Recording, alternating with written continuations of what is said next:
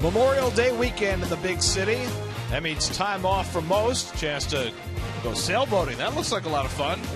But for baseball players, it's just another day at work. Grab the lunch pail or the baseball glove, as it were, and go to work.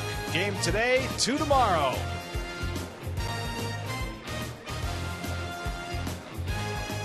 At Citi Field in New York, Pix 11 Sports presents New York Mets baseball today. The Mets play the Arizona Diamondbacks. And a pleasant good afternoon, everybody, and welcome to Citi Field. Gary Cohen, Ron Darling with you today as the Mets play the Diamondbacks after a rainout last night. Knocked off 3.5 innings that had been played. It's like they never existed. Don't even ask. They're not in the record books. Mets and Diamondbacks played today, and that means Curtis Granderson gets a chance to extend what has been a pretty healthy month of May after a disappointing April. Well, April was disastrous for Curtis, and there was plenty of talk that he had to read about was he a good signing or not. You weren't worried about him, though. You know he knows how to play in this town, and May has been outstanding. You see the numbers, 310, 5 home runs, 14 RBIs, but even more importantly, when they signed Curtis Granderson, he was supposed to be a given. One of those guys that gave him day in and day out that great middle of the bat lineup. He's starting to do that now. Well, as Granderson has got his season in gear, Zach Wheeler is still waiting for his to hit its stride. He's won only one game this year. He goes for his second today. You know, Zach, it's been a shaky time. I think fans tend to forget sometimes when you have young pitchers, sometimes it's going to be a kind of 2 steps forward, 1 step back. Well, he's taken a step back the last 2 or 3 starts, ERA almost 5. Terry Collins talked about him today and said, you know what, he really should be our ace. He's got ace kind of stuff, and I'm waiting for him to deliver what he can deliver. Important to remember, of course, that Zach is still a week shy of his 24th birthday. For Arizona, the tomahawk-throwing right-hander Josh Colmenter. I mean, he is like a machine, straight over the top, good change-up, breaking ball. The Mets beat up on him pretty well in Arizona, but he's pitched really well since. That was his first start since 2012. He's been in the rotation ever since. Mets and Diamondbacks on a Saturday afternoon in New York. All the action coming your way on Pix 11.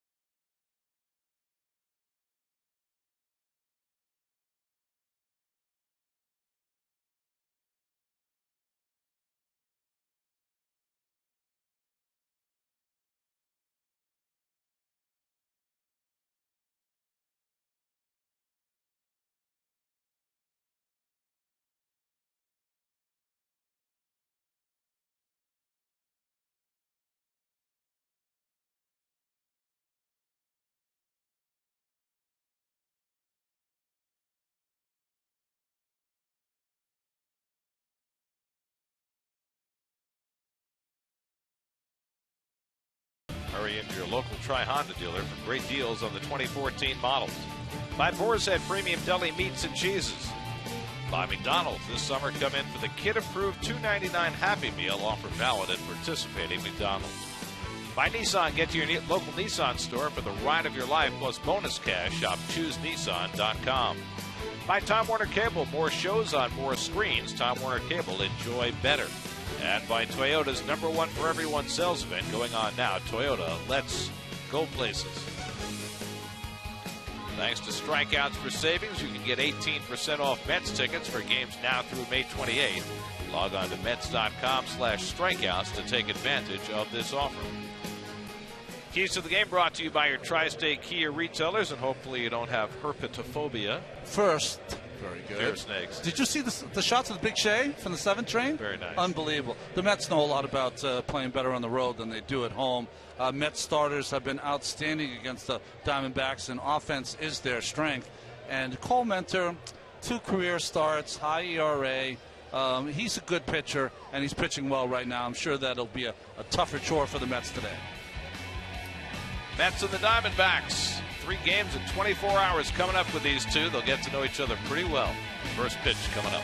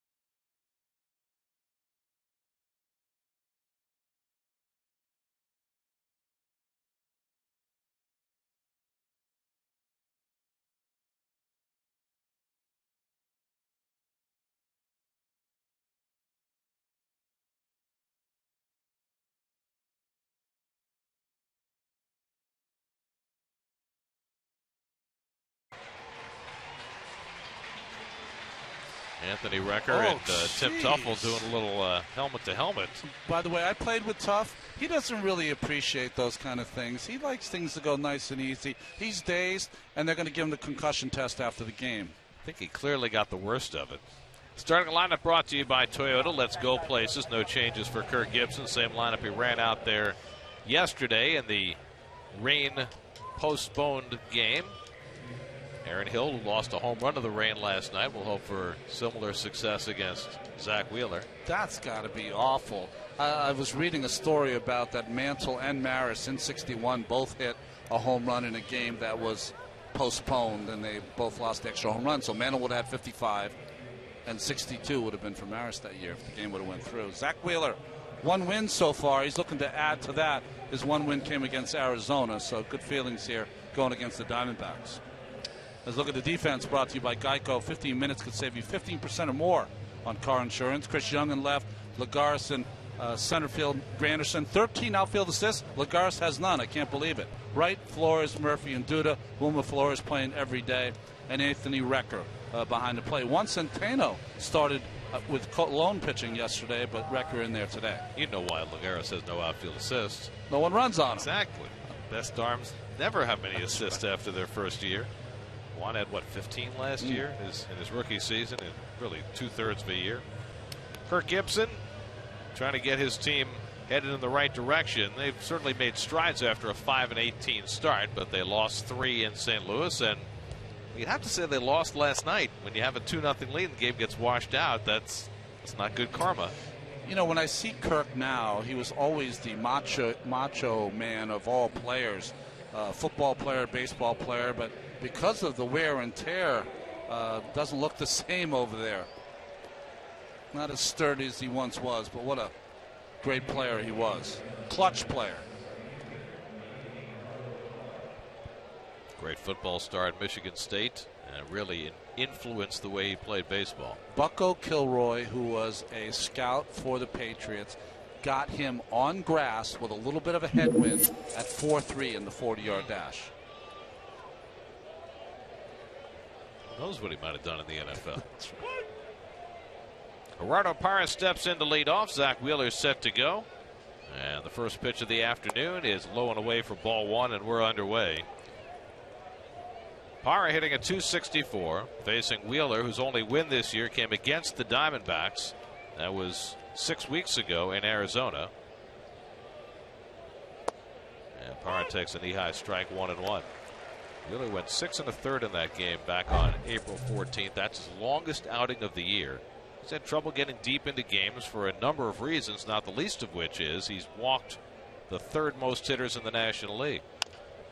Right off the fists and a roller out to Duda. Wheeler gets over to cover, and that's the first out of the day. Nicely done by Lucas. Everyone thinks that this is such an easy play. It's a little more difficult than you think, only because it's such a close exchange between first baseman and pitcher. And if you make the proper throw like Lucas did, it makes it much easier. Wheeler's a great athlete with speed, so he gets there easily. Sorry. Adverb. 4 o'clock game. I'm trying. I know. It feels like nap time, doesn't it? That's okay, Ronnie, because we'll have a 4 o'clock game tomorrow, too. It'll just be the second game of a doubleheader. Here's Chris Owings, the shortstop, and he takes a strike. Owings just 22 years old.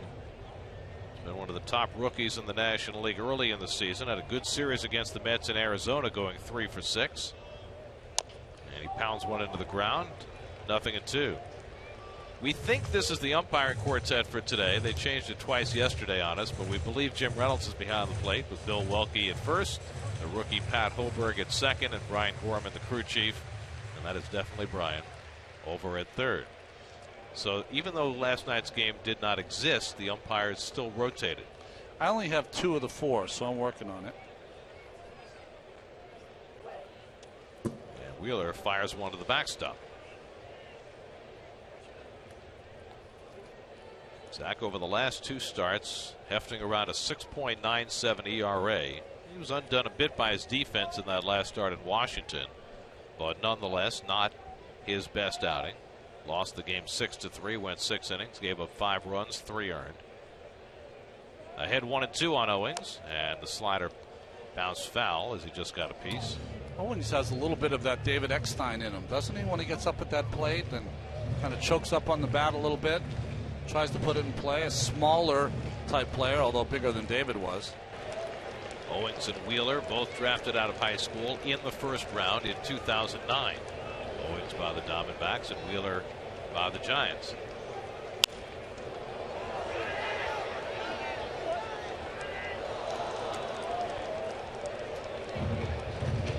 Well, Wheeler finished strong last year, but has yet to find his stride here in 2014. He's made 26 big league starts overall now, 8-9, 3.79. Overall, you can't argue with that for less than the first year of a young pitcher's career. And I thought some of the comments that Zach made this week were very interesting, really acknowledging the fact that, you know, he was expected to burst on the scene the way Matt Harvey did. And, you know, he didn't say that that's unfair, but I'll say it. That's unfair for any young pitcher. It's unfair, but that's where he thinks he should be, and that's a good place to think if you're a young pitcher. The problem is that I think he's learning on the job. He didn't come to the major leagues as fully evolved as a pitcher as Harvey did. I mean, Harvey had his breaking ball. Harvey had a changeup. You know, he had fastball command. Zach goes in and out of that command of his pitches. 7th pitch of the at-bat coming to Owings. And he struck him out of the foul tip. 98 from Wheeler. Might be the first time we've seen that number this year. 2 out. Sometimes I watch these young pitchers like Zach Wheeler, and I make a little wish. I'll give up the entire back of my baseball card to just start over again with this guy's arm. Just so good, free and easy. 98 up on you and past Mr. Owings. So 2 out and nobody on. Wheeler trying to negotiate a first inning, which has been trouble for him this year. Here's Paul Goldschmidt, the best bat in the lineup for the Diamondbacks, and he takes a strike. Goldschmidt leading the league in hits, tied for the league lead in doubles, top 10 in home runs and RBIs, having another terrific year. Wheeler runs one inside, 1-1. Remember that game as kids, Rock'em Sock'em Robots? That's what Goldschmidt is. He's a Rock'em Sock'em robot that you give a bat to, and he just goes up there and just crushes the ball. Can you knock his block off? I don't think so. He knocks your block off. That's what he usually does.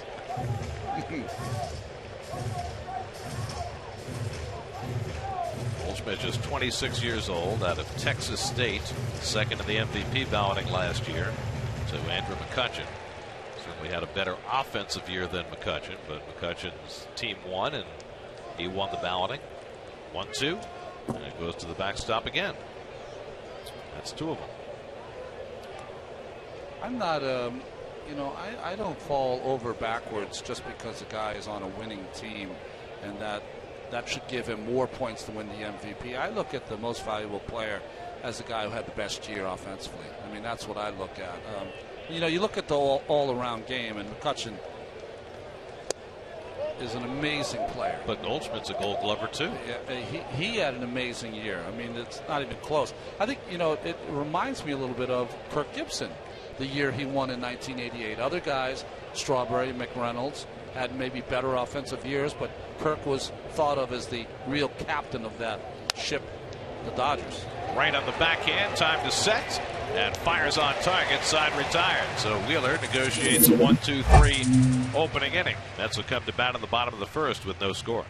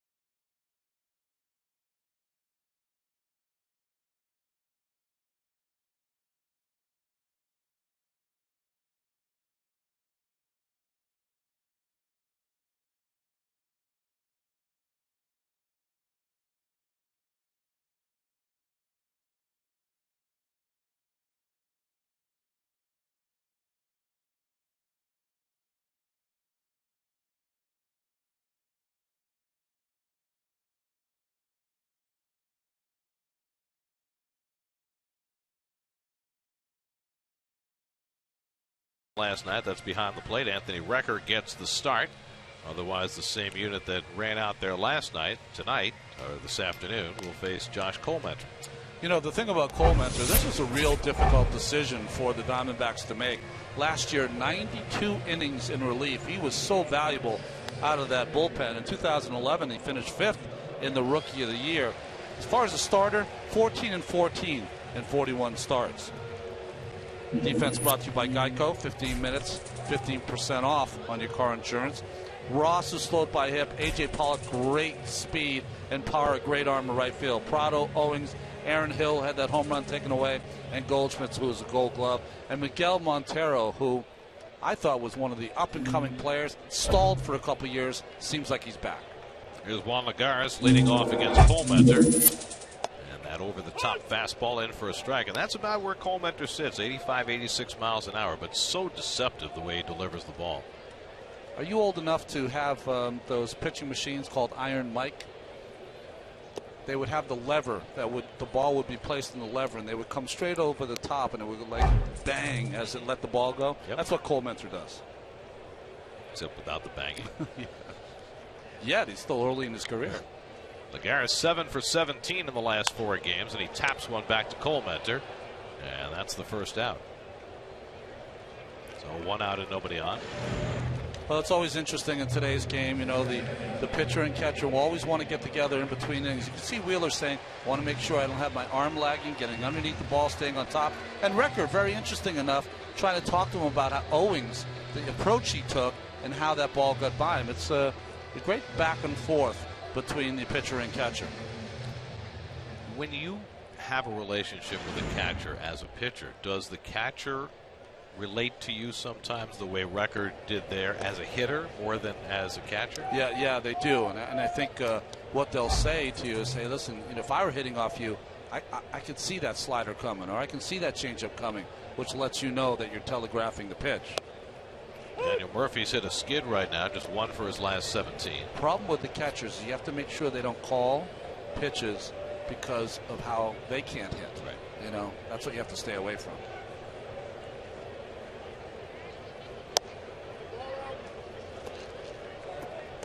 Jim Reynolds, you'll appreciate him behind the plate. I rate the umpires on my own scale. I'm not going to give you the scale, but he's one of the best ones in the National League.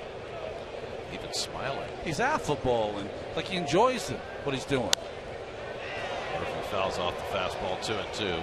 Mets have good numbers against Cole Mentor. They beat him in Arizona. His first start of the year, he hadn't started since 2012, and they took him out of the bullpen. They've had such problems with their rotation. He lasted just 4 innings, gave up 3 runs. That was against Wheeler. That was the game Wheeler won in Arizona. Murphy 4 for 9 against Cole Mentor. It's interesting with Cole Mentor. One of the reasons they put him in the bullpen is because in his previous life as a starter, he had trouble the second and third time through the batting order. This year, he's had trouble the first time through the batting order, and better later. Murphy stays alive. That's the pitch you got to lay off of if you can. Cole Mentor likes to pitch up in the strike zone with his fastball, get a lot of fly balls to the outfield, and then down with his changeup. He's got a little 12-6 curveball, but that primarily is how he gets you out.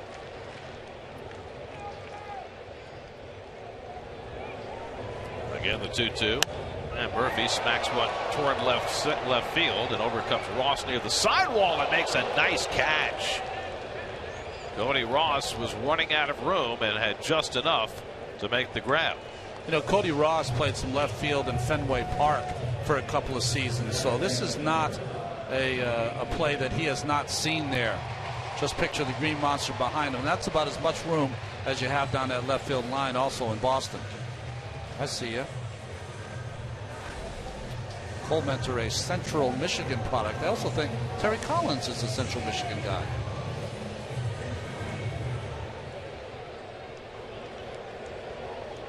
Central Michigan or Eastern Michigan? I could be wrong. It might be Eastern. Let's look it up.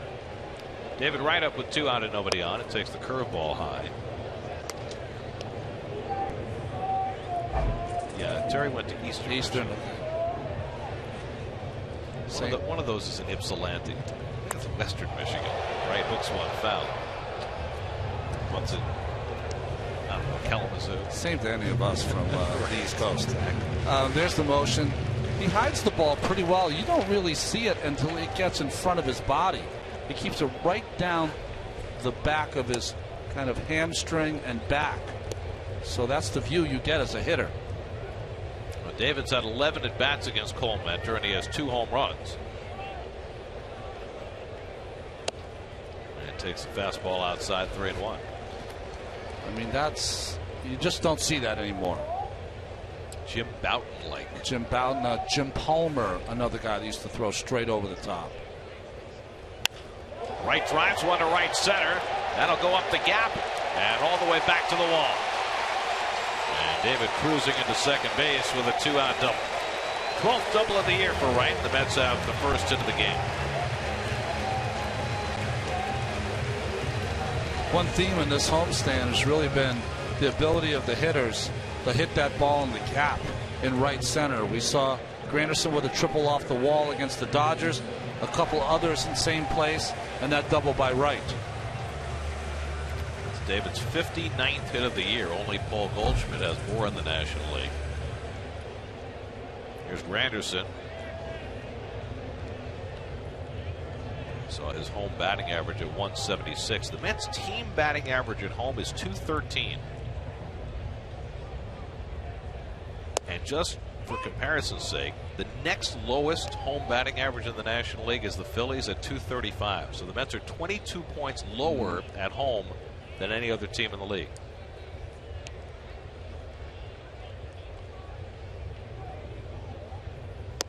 And Colementor misses a ball and a strike. Josh Colementor, now 28 years old. Came up to the big leagues with a bang. He was dominant the first few starts of his career. Nobody had seen anything like him before. Beards are in fashion this year. I wonder if it's comes off the Red Sox last year with their championship year. I don't know, but a lot of beards around. Hockey playoffs. Hockey playoffs. Well, yeah, Michigan guy. I just think that the weather has been poor, so you can still have a beard when it heats up. And I know Matt Harvey's got his playoff beard going. Didn't work the other night. Here's the 2-1, and that sinks away on the changeup. 3-1. Wow, that's some major talent there. How about the Dodgers? They had a 66 Lemieux and a 99 Gretzky on their team, right? Ryu and Puig.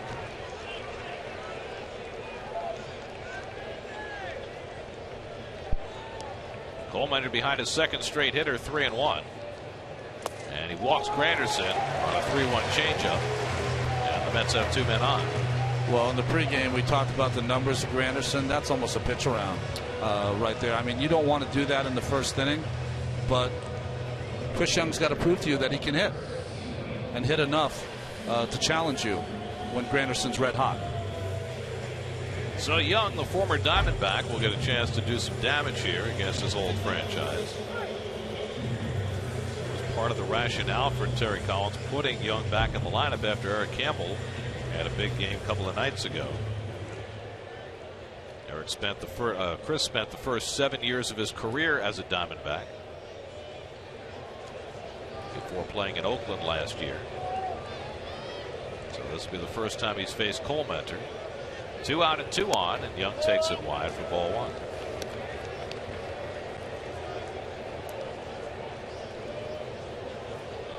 Chris just 6 for his last 48. Batting average down to 206 for the year. Wright at second, Granderson at first, and 2 out. And it's 2-0 to Young. So Colementor falling behind 3 consecutive hitters. It's 3-1 to Wright. Give up the double, walk Granderson, and now 2-0 on Chris Young. Those 32 home runs Chris Young had as a rookie. Next closest as a rookie for the Diamondbacks, Travis Lee had 22.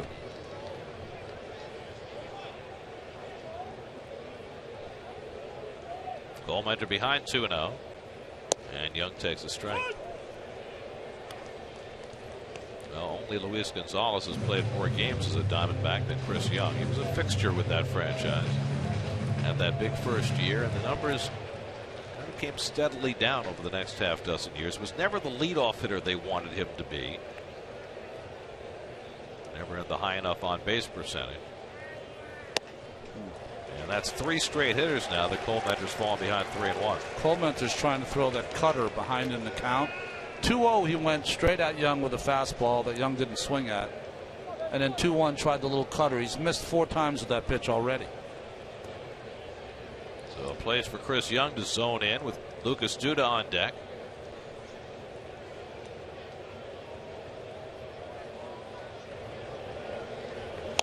And Young dribbles one, a sidewinder who's going to get it. And they fumble and everybody's safe. And Wright, after taking a hard turn, will stay at third. That ball had tremendous spin on it. And Goldschmidt and Colementor looked a little uncertain. And Colementor unable to pick it up. Well, the 3-1 changeup, and you saw that's what you were describing, Gary. That great spin. And see what he does there? The pitcher tries to pounce with his glove on top of the ball. You don't do that. Instead, you scoop it up like you have a shovel. If you scoop it up, you have a better chance. There's more leather, which will kill the spin. He kind of tried to tweezer it and pick it off the grass. Did not work. Chris Young gets credit for a fortunate base hit. And now the Mets have the bases loaded with 2 out for Lucas Duda. Well, he's got the speed, so Cole Mentor knows that. And that's why, probably one of the reasons he did not come up with that play. So a chance for Duda to cash in. Lucas just 3 for his last 22. Bases loaded, 2 out, and he takes a fastball straight. Duda does not have a grand slam in his major league career. The first base position has one this year, though. It was maybe Davis, but he hit it as a pinch hitter. But maybe he wants to join the fray here. Especially with Ike coming in on Monday. Need to put something on your resume. And quickly, Cole Mentor gets ahead of Duda, 0-2. 2 hardest pitches he's thrown tonight. Well, the Mets have done very little with the bases loaded, just 6 for 41 this year. A lot of chances, not a lot of cashing in. Wright coming halfway down the line at third. And Duda watches outside. The third baseman, Prado, is playing about 55 feet off the line, and Wright is taking every liberty coming halfway down toward home plate. Well, he could take advantage of it because if any ball goes away from the catcher, he could probably score. But him and Tuffle, what, 35 feet down? Away from third. 1-2 to Duda. And Lucas goes down swinging on the high fastball, and Cole Mentor is able to escape trouble in the opening inning. Mets load him up, and they leave him loaded. After 1, no score.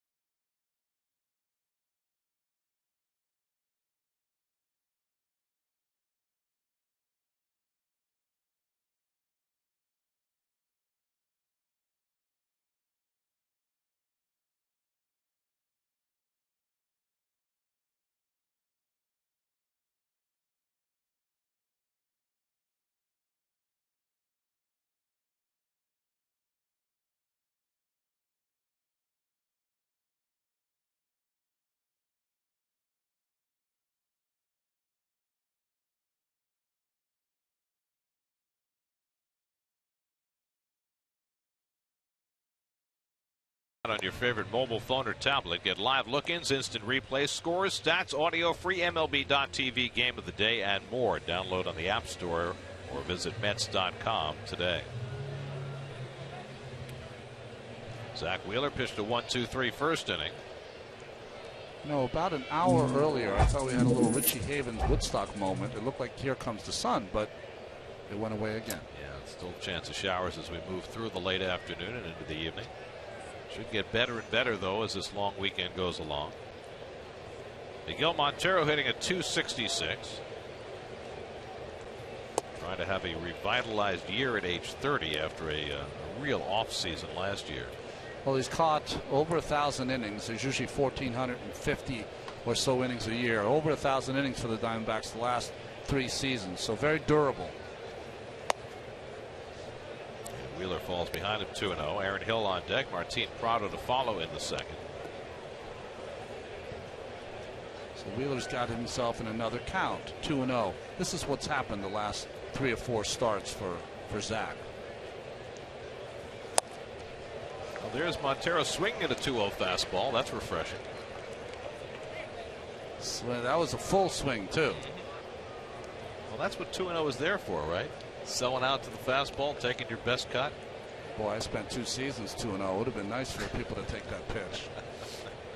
First 2 seasons, anyway. Well, that's an interesting thing to talk about, Ronnie, because in some ways, I mean, you might not have thrown quite as hard as Zach, but yeah. You were in a similar position to where he is right now. I was. My difficulties were a little different than Zach. I think Zach, to me, when I watch him, he's in between. He's in between letting it go and having that confidence that you have as a young pitcher and trying to hit the corners. So, to me, I'm watching him. He's in between. Do I try to, kind of pinpoint the corners, or do I let the talent flow? Mine was different. I had the perfectionist problem in spades, and I thought that if I pitched a great inning, the next inning had to be better than that last inning, and that's certainly not the way to go. Keep it simple. Well, Montero's had 2 huge cuts at 2-0 and 3-1 fastballs, and on 3-2 he fouls off the fastball. But the bottom line, though, is about the same. You led the league in walks one year. Wheeler 3rd in the league in walks this year. Yeah, and they start to, Gary, honestly, play against your psyche. Nice. I mean, it's as complete emotion as you're going to have for a guy that's tall, lean, 6'5" tall, 6'4", lots of arms and legs. But he's a good athlete, and I think that's going to help him in his way. But it's hard. It's hard to pitch behind. It's hard to you know what you're supposed to do. He knows he's supposed to throw strike 1. He knows he's supposed to retire the first batter. He's not trying to go 2-0, but I think he just lacks right now the confidence that you need to be aggressive. Don't give these hitters too much credit. Well, all fastballs to Montero, and fouled that one away at 97. So how did I get out of it? Hard work, which Zach is going to do. Confidence in oneself after a while. And then I think what happens is that you just start to believe that, hey, you know what? When I'm on top of my game, these guys can't hit me. I'm better than they are. And that's when it becomes fun. And Wheeler loses that battle, walks Montero on the 9th pitch, and the Diamondbacks have their first base runner of the day.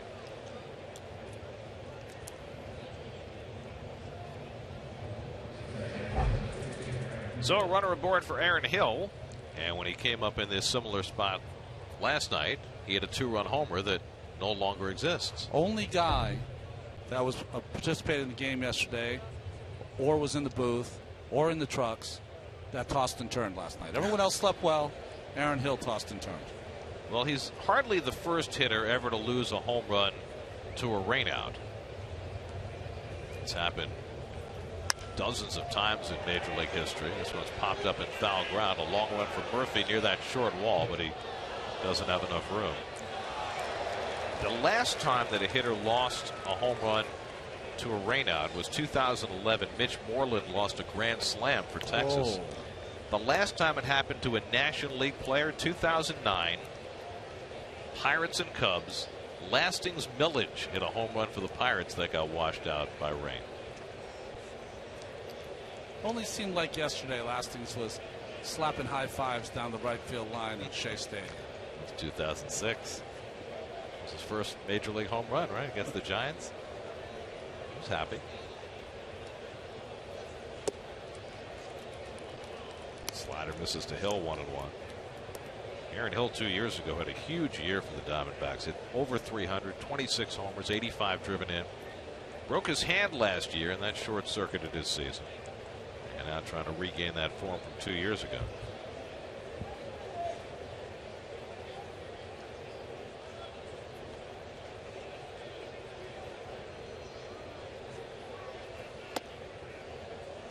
Two balls and a strike to Hill with Martin Prado on deck.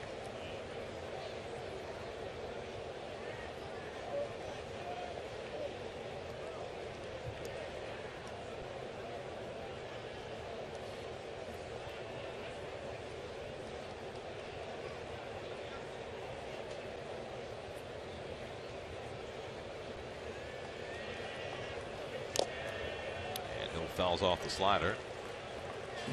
2-2. That's a good confidence builder. 2-1 pitch. Fastball count for Hill. You saw him last night on a 3-1 count to Colon get that fastball and hit it over the wall. Wheeler counters with the slider. Not a big one, but enough to get him off that fastball. Good pitch. For Zach, this is his first time on the Citi Field mound in a while. Each of his last 4 starts came on the road. It's been a day shy of a month since his last start here against Miami. He's been a road warrior. 2-2. That was foul. Does that have an impact on a young pitcher pitching home or away? Home is always better because you have a routine. You have your own. I mean, it sounds silly, but you have your own bed, pillow, a blanket, routine, place to eat, lunch, all those kind of things. So you feel more comfortable at home.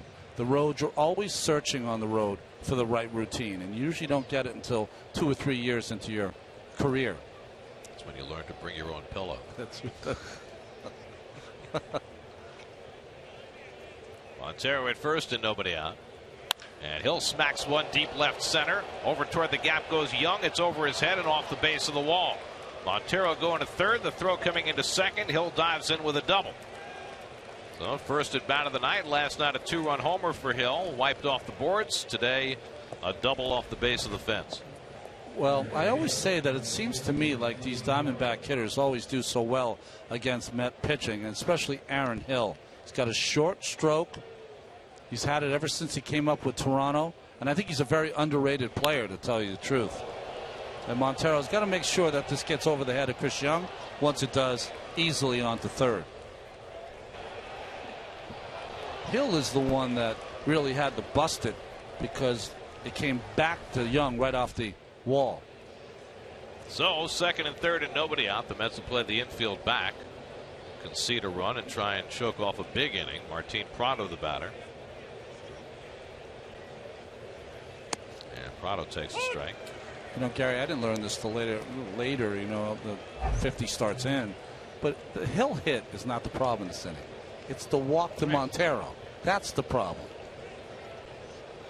That Hill hit might not come if you don't have the walk to Montero. Or even if it did. It's collateral kind of damage kind of deal. Slap the other way, past Duda, base hit. Montero comes in with the game's first run. Hill stops at third. And the Diamondbacks have a 1-0 lead. Prado just reaching out and touching that one, driving in his 17th run of the year. Well, Prado's that kind of hitter. If you're going to pitch him away in RBI situations, he loves to just go the other way. Lucas had him played that way. Murphy was moved over a step. It didn't matter. He hit the hole perfectly.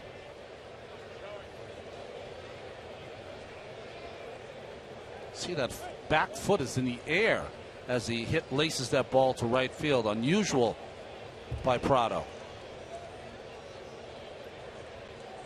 So the Diamondbacks have a run. Still nobody out. First and third for Cody Ross.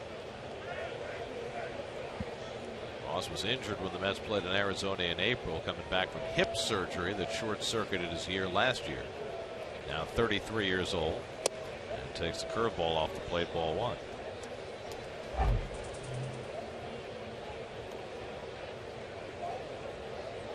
That looks like a slow start for Ross, but he's actually been hot lately.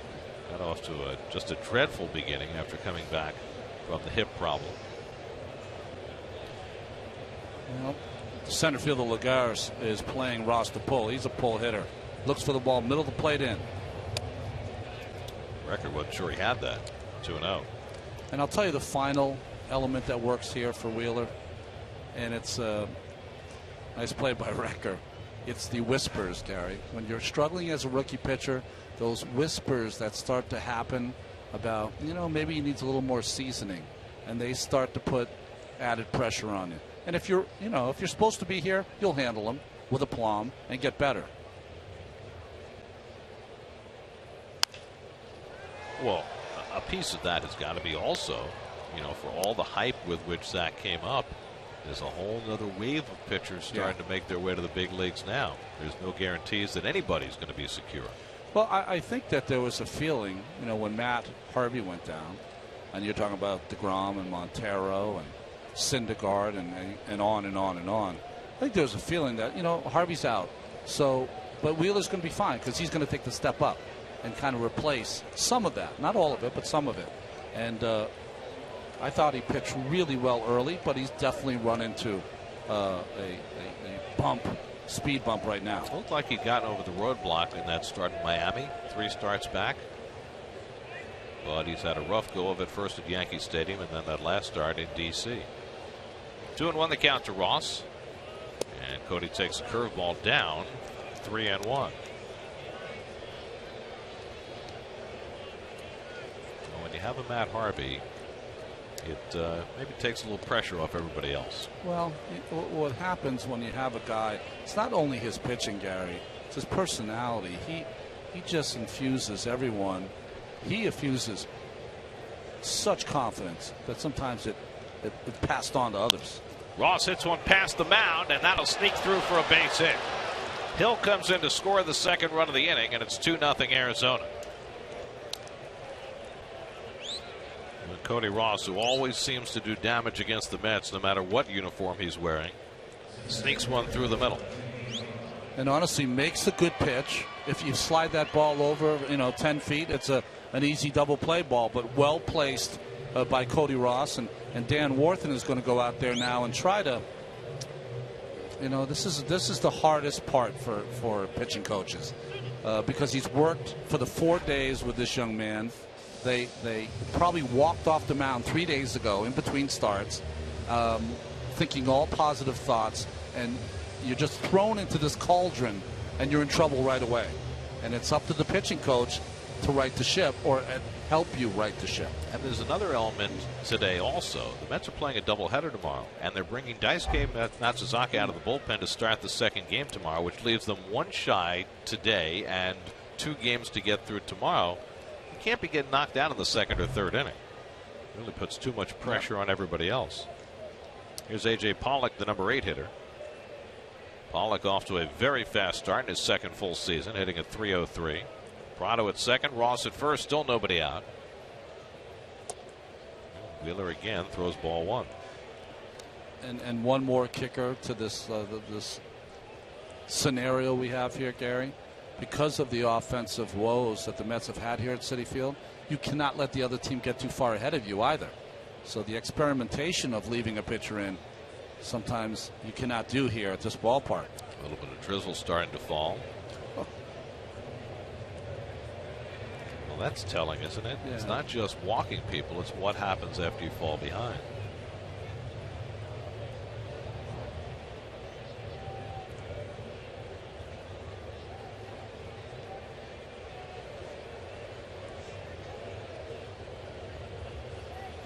Pollock gets a broken bat looper, and Wright is there to grab it. Runners get back. And they did call the infield fly rule, even though that ball wasn't hit very high in the air. I think it's got to be higher than that to call that an infield fly, but it's all right. No harm, no foul. At least David didn't get hit with the shards of the bat. It would have been interesting to see what would have happened if he dropped it. Never know what happens on an infield fly rule call. Not very high in the air at all. I mean, I always think of a major league pop-up as something that you call the infield fly rule on. So 1 out. Now the pitcher, Colmenter, 1 for 14 this year, 9 for 81 in his career. And the Mets are going to look for the bunt. David's given the signs now, but he just told Zach Wheeler to make sure as when you follow through and get over to the third base side, see if you can make a play. Not a lot of speed at second in Prado.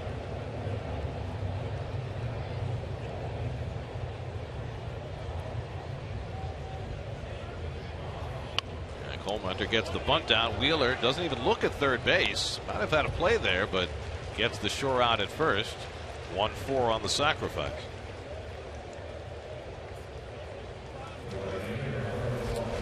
Well, this is just luck by Colmenter, and he'll tell you that. I mean, the ball was coming up and in on him. He just didn't want to get hit by it. Left the bat there, and it hit the bat. But right here, when the ball's bunted this hard as a pitcher, you've got to know you've got to play. And an easy play. He's only halfway there. But I think what happens when you're having a tough time and you're having a bad start, is that you play it really conservative as opposed to really aggressive. And is that also on record? The catcher to let him know? I would have been saying 3-3-3 personally, yes. So 2 in scoring position. Huge moment here for Wheeler. Already down 2-0. 2 in scoring position for Parra with 2 out. Parra grounds it out to Duda his first time, and he pops one up. Granderson in shallow right field. And that retires the side. So Wheeler gets the out he absolutely had to get. Diamondbacks cash 2. 2-0 Arizona in the second.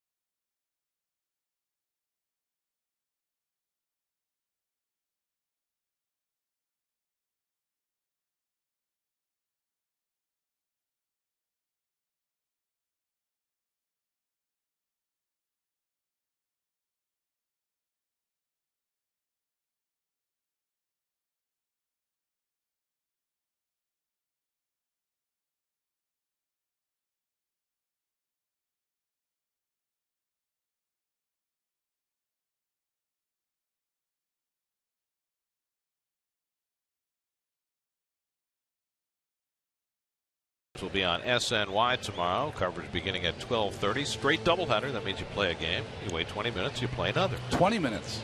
How are you going to get your scorecard done? With a lot of scribbling.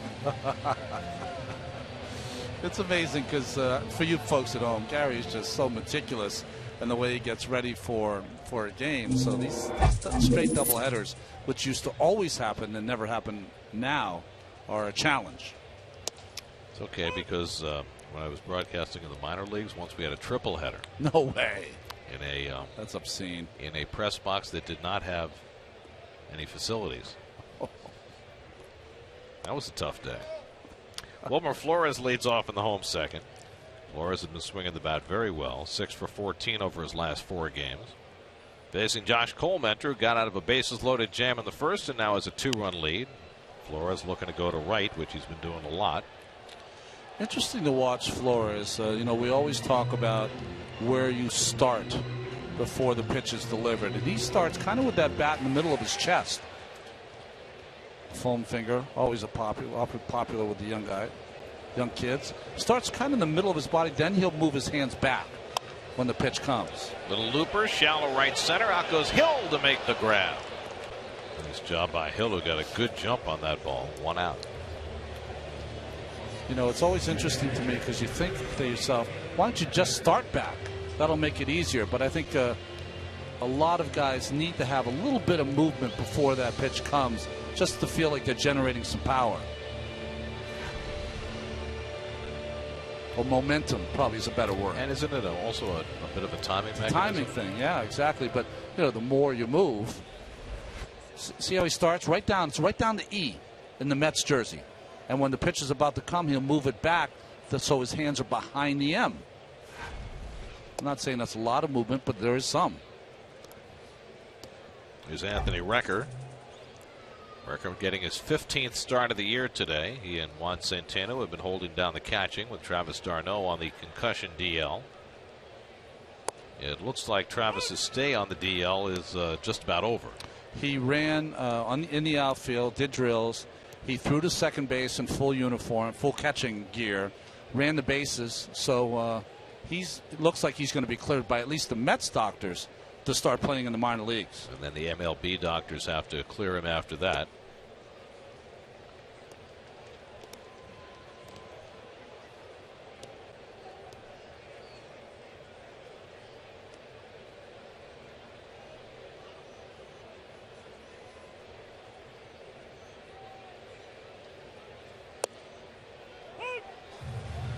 Change up from Colemeter, 2-2.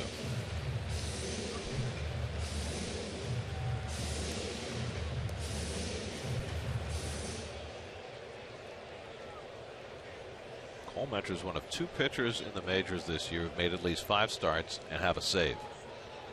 The other one, Henry Mejia. Oh, that's right. Recker hits it well out to right field, but Parra drifting back has room. 2 out. Well, this was Travis d'Arnaud in some of his work before the game with Bob Guerin. Well, what Bob's showing him there is that on the inside pitch, this is how your footwork should be, and on the inside pitch, this is how it should be. So Bob has been a mentor to Travis d'Arnaud and all the Mets catchers. Notable that Travis is wearing the conventional mask. When he got hurt, he was wearing the hockey-style mask. That's where the manager says, "Hey, go get yourself some at bats. We'll see in a few days," and you hope that it's true. Because this. Well, I mean, there are a couple of ways of looking at it. I mean, d'Arnaud was really struggling when he got hurt, and you know, there was no guarantee that he was going to be gifted a spot on the big league roster all year, but kind of put on hold by the injury. Now we'll see if he can get back in a groove when he comes back. Wheeler strikes out to end the inning. 2-0 Diamondbacks after 2.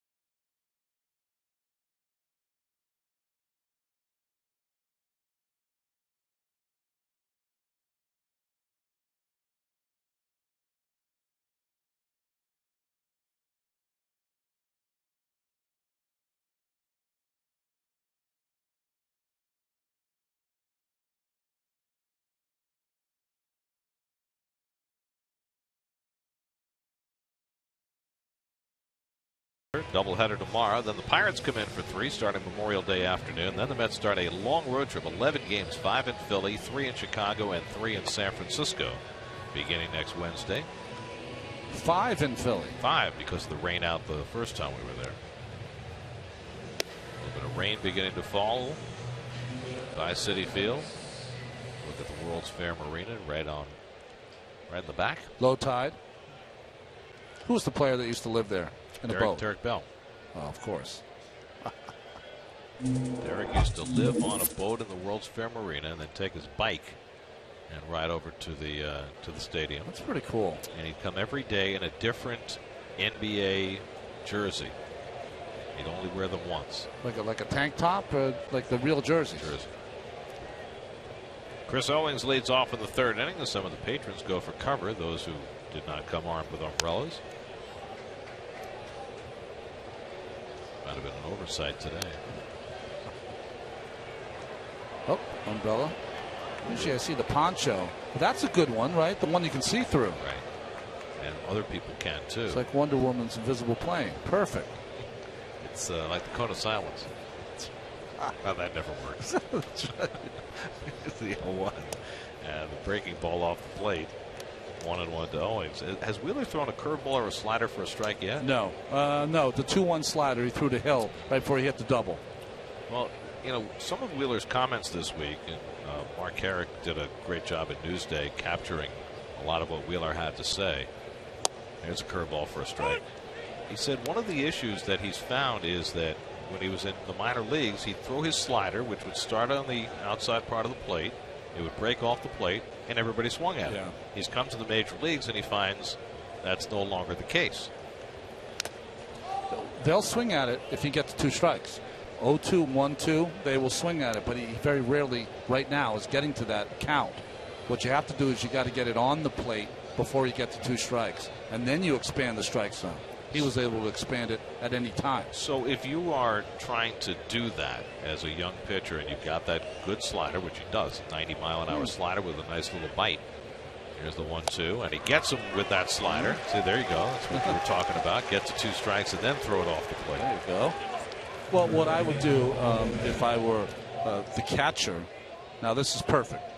Just well placed, tiny, maybe 3-4 inches of break through the raindrops. I would have my catcher sit on the inside corner when he throws a slider early in the count. Throw it at me in the inside corner, we're going to break it over the middle. That's what I would do instead of sitting on the outside. Record with that big body, if you aim it at him, it'll end up a strike. Curveball outside to Goldschmidt, who grounded out his first time. See how he's sitting on the outside corner, okay? So he threw it right at his body, ends up 3 inches outside. If you sit up on the inside, that ends up right over the middle, strike 1. Very easy.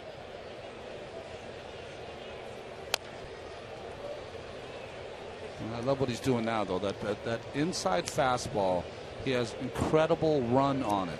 So when the hitters identify it first, they go, boy, it's a fastball. It's inside. I'm going to take a whack at it like A.J. Pollock did earlier. And that ball runs another 6 inches up their bat.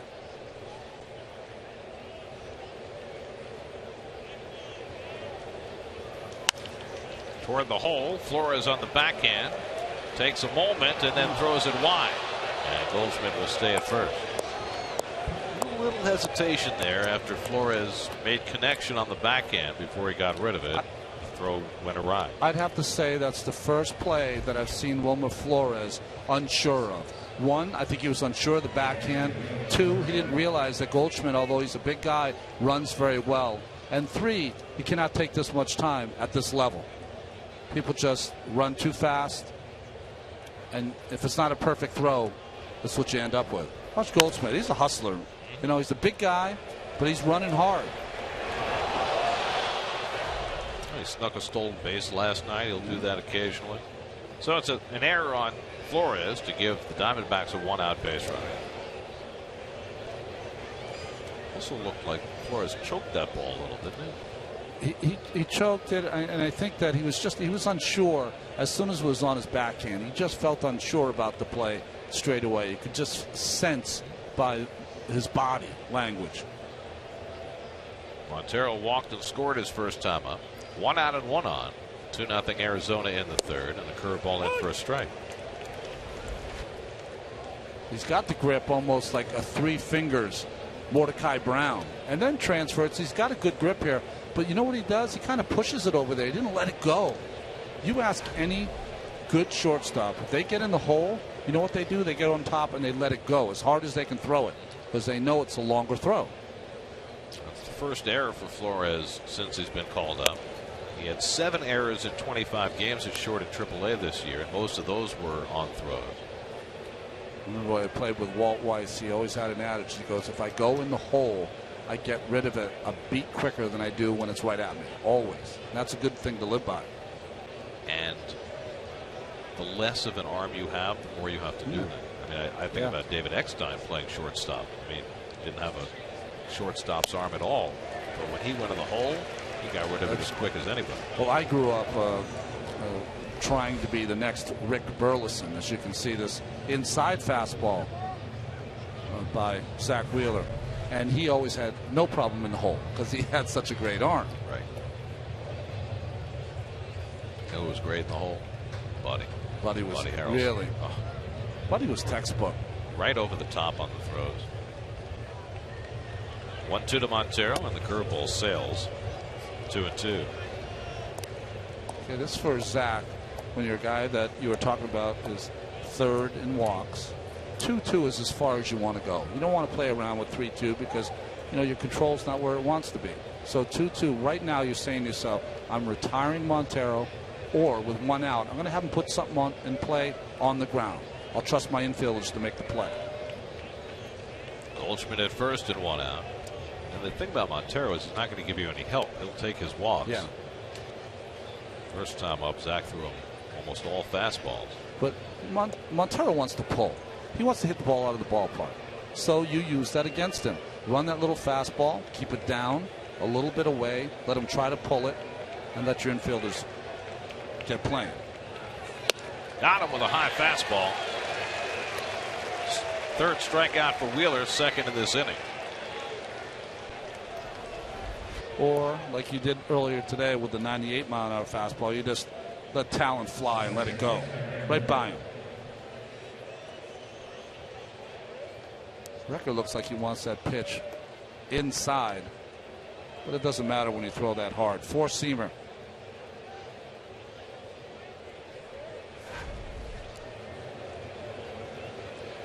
So 2 out, and now Aaron Hill, who hit one off the left field fence for a double his first time up. Fouls that one away. 0-1.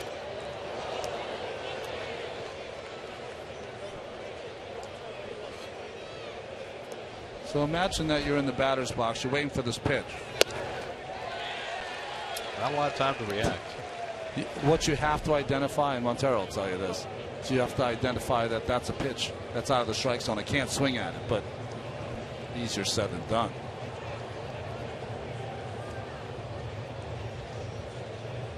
Goldschmidt at first and 2 out. Wheeler runs that fastball inside. 1-1 to Hill.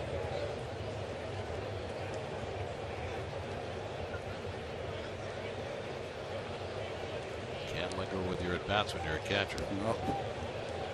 Tools of ignorance back on.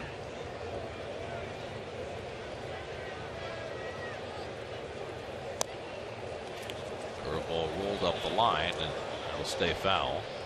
Hill smartly running it out because you never know. Sometimes those balls will run back into fair territory. Yeah, that was interesting because a lot of times we see that play, the batter does not run, and the catcher and pitcher wait for that ball to come back fair. But that time, Recker had to hustle to make sure it stayed foul because Hill, hustling all the way, would have had a base hit. Famously happened to Jay Payton, first game of the World Series in 2000. And a ball along the line and didn't run. Spun back into fair territory. He was out. Some base running miscues that series, eh? Well, there was a little premature celebration on the ball Zeal hit off the top of the fence, if that's what you're talking about. But everybody wants to blame Timo Perez. Yeah. Blame Todd, too. He was celebrating as he turned first base. He thought he had a home run.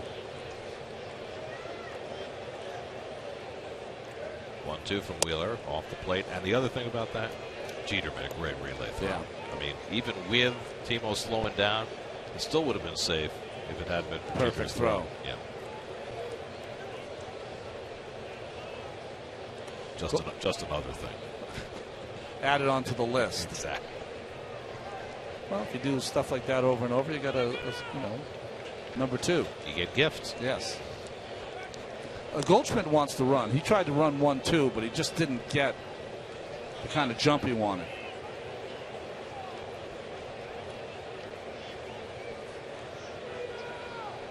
It's nice to see a young player doubling up the next year, huh? He had a big year, and it seems like he wants to even be better this year. And it's been in an atmosphere where they've been losing a lot, but it hasn't really deterred Goldschmidt. He's running, and the pitch hits Aaron Hill, and so the Diamondbacks have 2 men on. First batter Wheeler's hit this season in his 10th start.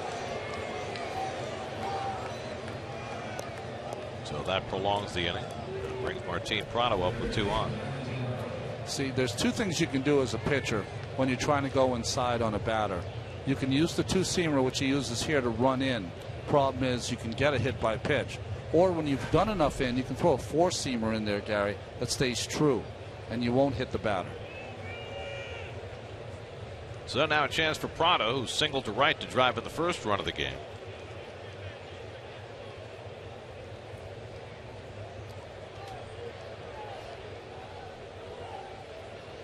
And a curveball that just misses, ball one. And Martin Prado never swings at the first pitch, or almost never. That's Keith Hernandez kind of numbers. Keith never swung at the first pitch either. Now, if that's the scouting report, why would you throw a first pitch curveball? It makes no sense to me. I mean, they go over these numbers in all the pregame meetings. It's double think, Gary. That's what it is. It's he never swings at the first pitch, but boy, there's ducks on the pond. Maybe he will this time. That's what happens. But when you throw the way Wheeler does, when you've got the ability to throw a 96, 97 mile an hour fastball first pitch. Correct me if I'm wrong. Did Prado swing at the first pitch, his first at bat, when he got a base hit? That came on the second pitch. Okay, all right then. Probably swings at the second pitch 86% of the time. So we got the numbers. We're not always using the numbers, but we got the numbers. 1-1 to Prado, and the breaking ball hit toward the hole, base hit. Goldschmidt turns third. He's being waved home. Chris Young hesitates and then throws, and it's cut off. And Goldschmidt scores to make it 3-0. Prado drives in his second run of the day. Hit it to right field the first time. This time pulls it through the hole into left. Well, he pulls it because it's a breaking pitch. So the fastball, he's hitting to right. The breaking pitch, he is pulling between David Wright and Wilmer Flores. And Young comes in, gets it in time to maybe have a play, but that hesitation cost him. He might have had him because Goldschmidt did not have good footing coming around third base. He didn't have good footing, but he cut the bag pretty well. You can see he's taking kind of shorter steps. I don't know if you have some repercussions from all the rain last night or not, but running more short-footed as opposed to all out. Right. So an unearned run after Flores' error opened the door. 3-0 Arizona, and now Cody Ross has singled up the middle to drive in a run, his first time up.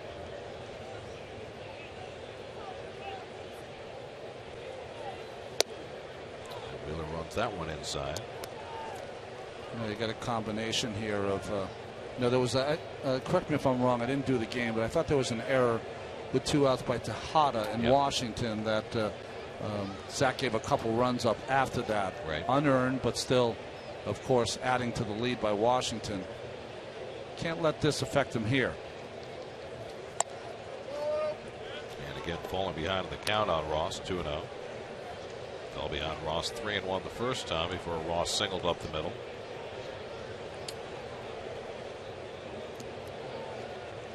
I don't think Cody Ross has ever let a 2-0 fastball go by in his career. He is an aggressive hitter when he works the count in his favor. Cody Ross is the last player to have 3 home runs in a game against the Mets. Did that when he was with the Marlins. Little tapper. They're going to have to let it roll, and it finally goes foul.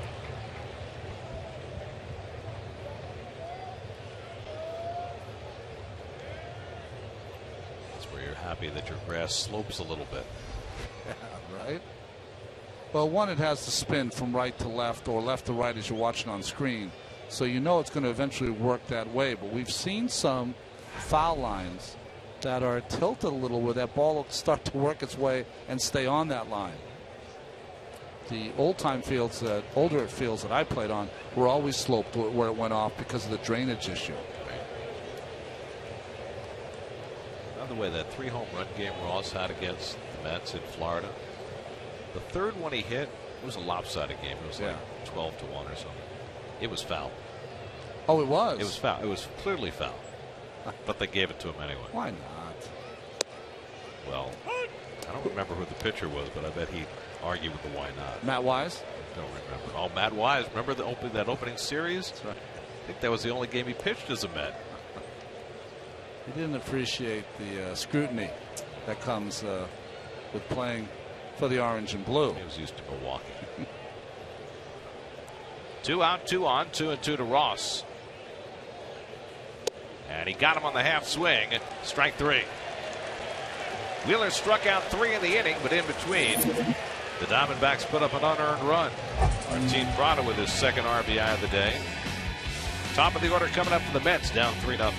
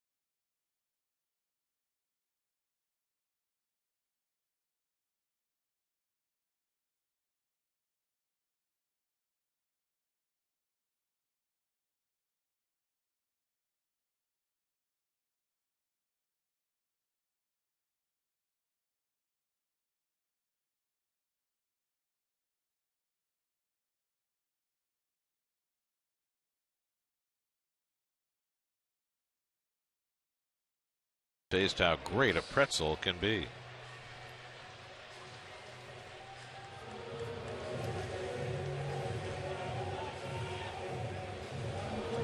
We go to the bottom of the third at Citi Field. Mets down 3-0.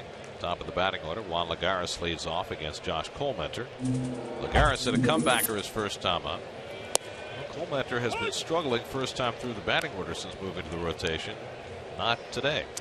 Well, you know, I don't know if it's going to happen for the right-handers, but Lagares and company, the right-handed hitters, have to just take away half of the plate. Colmenter lives on the outside part of the plate. So approach is up the middle, the right side, and you'll have a good day against Colmenter.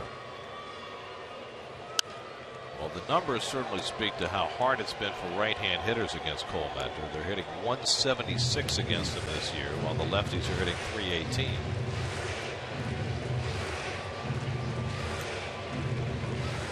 I think the right-handed hitters, Colmenter's curveball is more of a weapon. Left-handers are hitting against that fastball in and changeup away. 1-2 to Lagares and the curveball in the dirt. That one got the home plate umpire Jim Reynolds, but he shakes it off. He's a gamer. He's smiling again. I'm telling you, that is one of the criteria, to tell you the truth, of my I don't know, analyzing the umpires. It's in the formula? It definitely is. I want a guy who's having fun out there. I'd like to know how you quantify the affability. He gets him with an off-speed pitch, and Colmenter has his third strikeout. That was the changeup away. See the grip? Not really a circle change, just the four fingers on top, and which they should be, the way he throws straight over the top, and just try to scrape his four fingers down the ball and down towards the plate. Was Colmenter. So he's retired 5 in a row, striking out 3 of the 5. And Daniel Murphy plunks one into left field for a base hit. So Murphy, who had been just 1 for his last 18, does what he does best.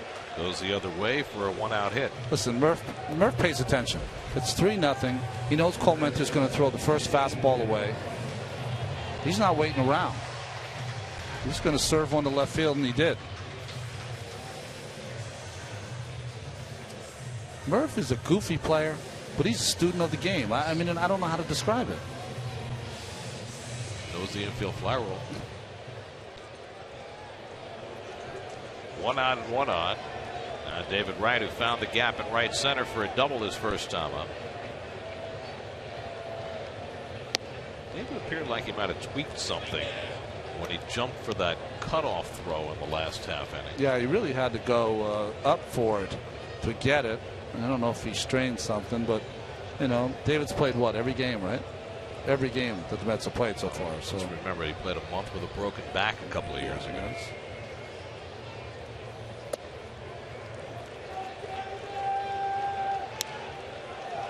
David could have played, and I mean this is an unbelievable compliment, any era, any time. He's got that kind of makeup.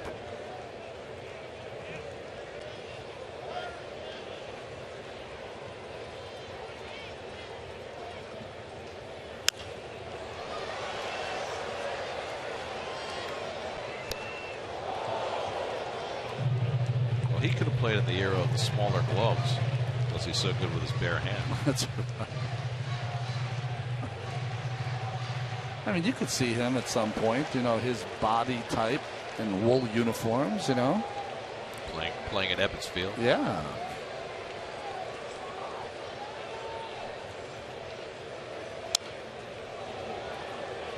Here's that cutoff play. Young with the high throw. Watch David go up for it.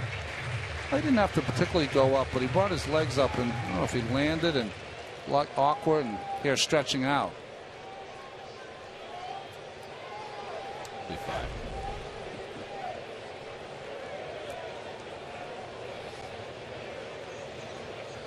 Cole enters 1-2, and David rips it through the hole, a base hit. Murphy to second, he'll stop there. And Murphy and Wright put together back-to-back hits. Well, the hits are coming for Wright in a fast and furious way. Fastball just fouls off the plate and then gets a changeup down and in. Prado, no chance. That is David's 60th hit of the year. Coming in the Mets' 47th game. I'll take that back. That was not a changeup. That was a little two-seam fastball in. David was ready. David's on a pace for a big hit season. He'd love to add in a little power and production, but right now he is getting his hits. Here's Granderson, who walked his first time up, tying run at the plate in a 3-0 game. And the changeup bounces for ball one.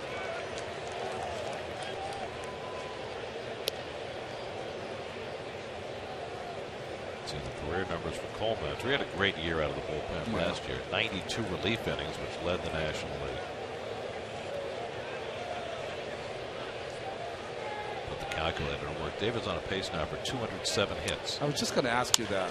Granderson hits it out to deep right center. Back in the gap go Pollock and Parra, and it lands between them and hops over the wall. That'll cost the Mets a run. One will come in. Murphy will score. Wright will have to stop at third. It's now 3-1 Arizona.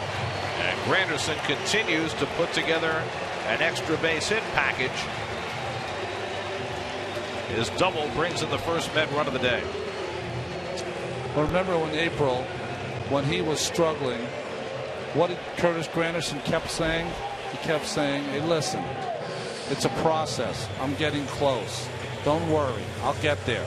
Well, he has in May, and it's been unbelievable. And you can see really the lack of crazy speed out there in the outfield cost them there. That ball didn't even hit the warning track. Murph, of course, that was a good job of going back and making sure to see if it was caught. And there was nothing David could do once it one hopped. But he would have scored, David, if it stayed in the park. Now Chris Young with 2 in scoring position.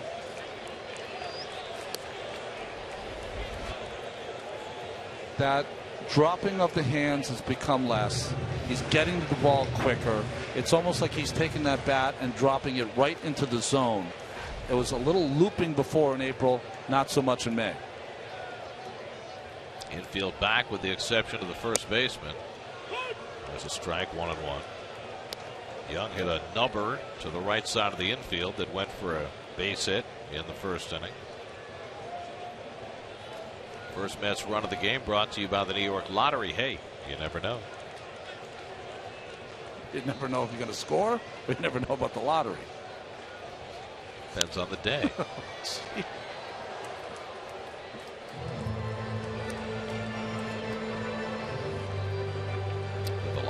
always going to pick the numbers. It's just a matter of whether they come out in your favor. That's right. And remember, you got to be in it to win it. I'm bad. I only go when it gets to a certain point. When I have no chance. Less chance, the better. When I know. It's nice to dream, though. Yeah, of course. Right at third, Granderson at second. A run in here in the third as the Mets try and fight back. Colementer's 1-2, and Young turns out of the way. 2-2. Setup pitch there by Cole Mentor. Knock Young off the plate, and he has choice now of fastball away, that little cutter away, or that changeup down and away. Very unlikely, I think, that he would double up in. Cole Mentor, to me, doesn't seem like that kind of pitcher.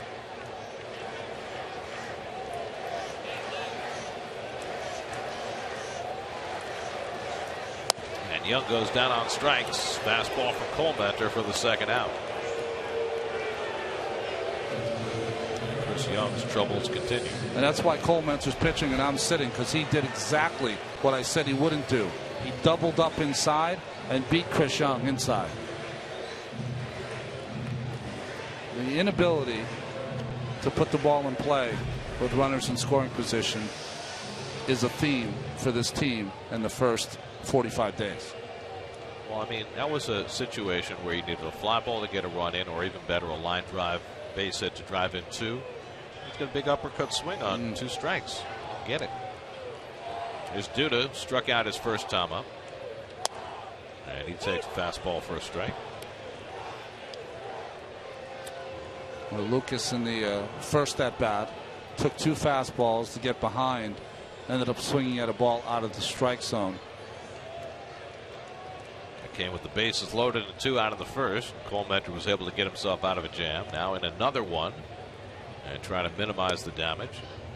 Ball and a strike to Duda.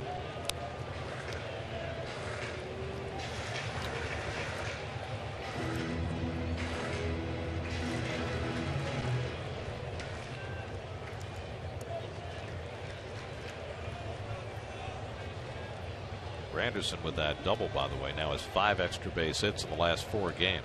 So he is really heating up. 1-1 to Duda. Fly ball center field, should be easy for Pollock.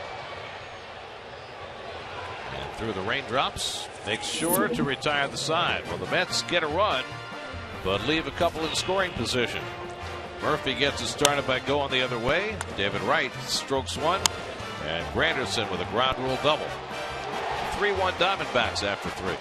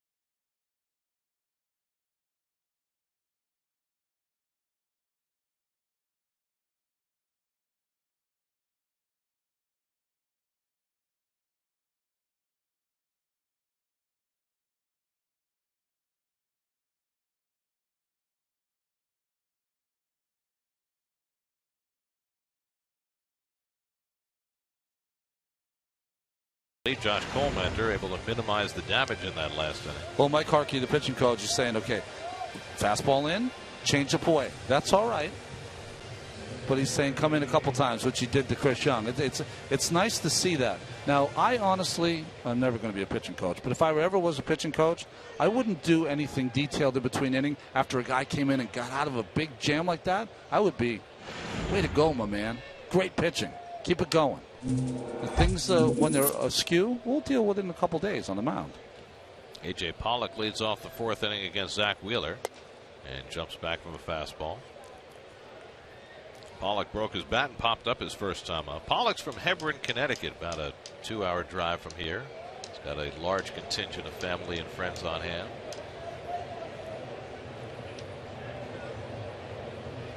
Said the hardest thing about coming to New York is figuring out how to get enough tickets.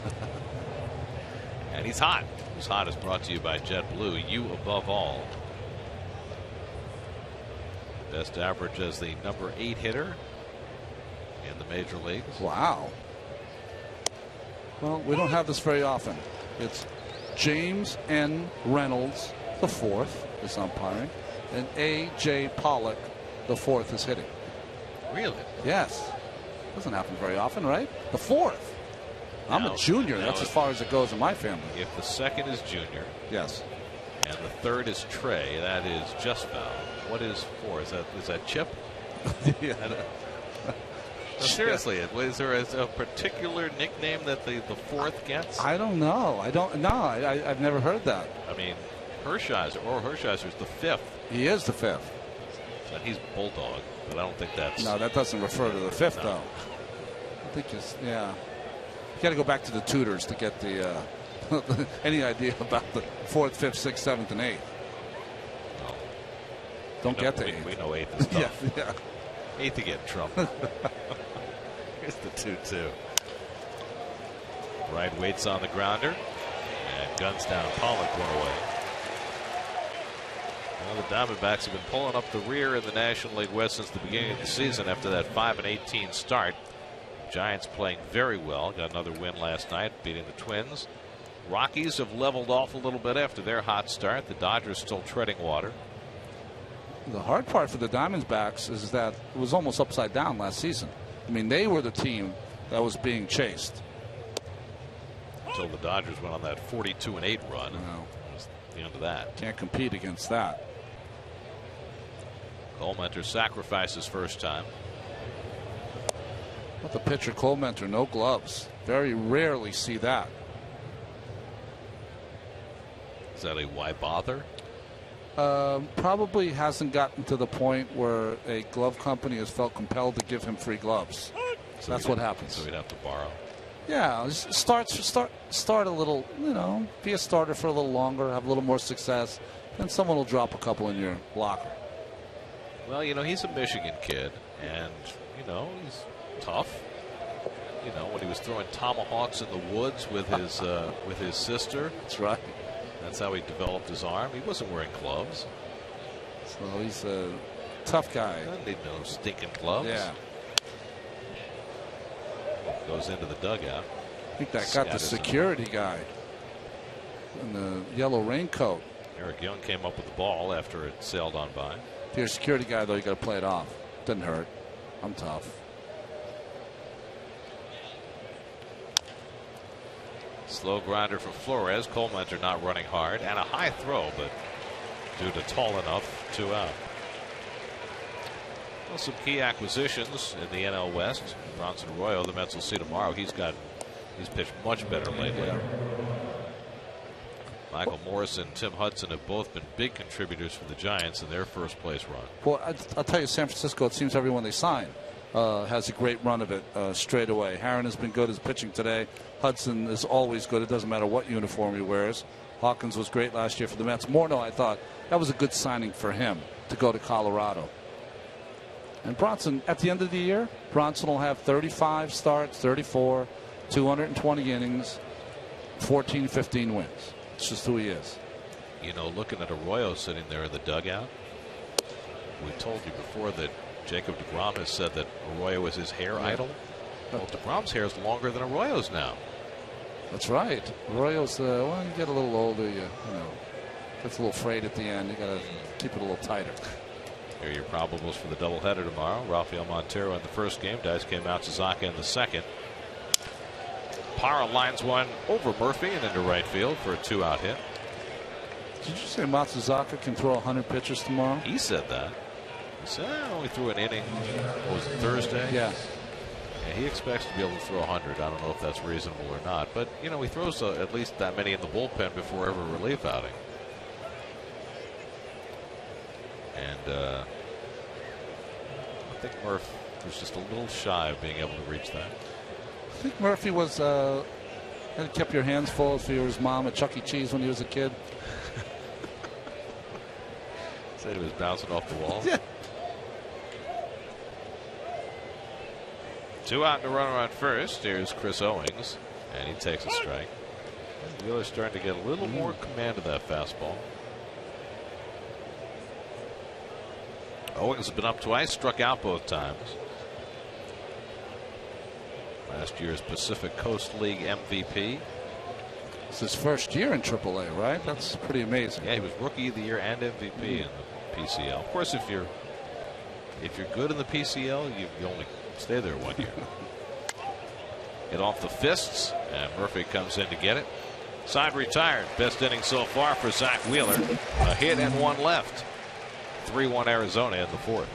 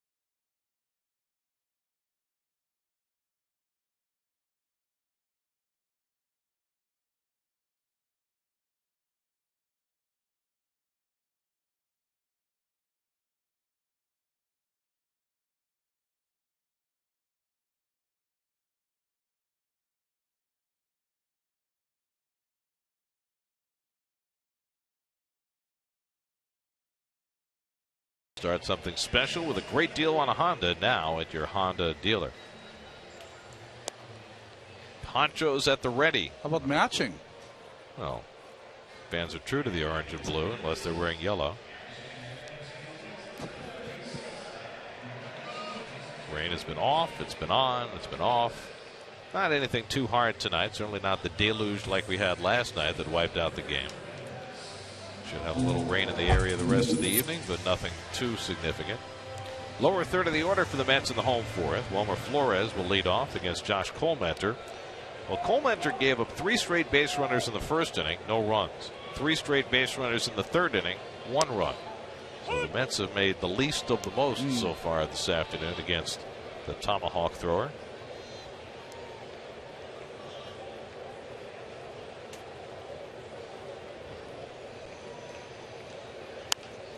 Flores pops one up.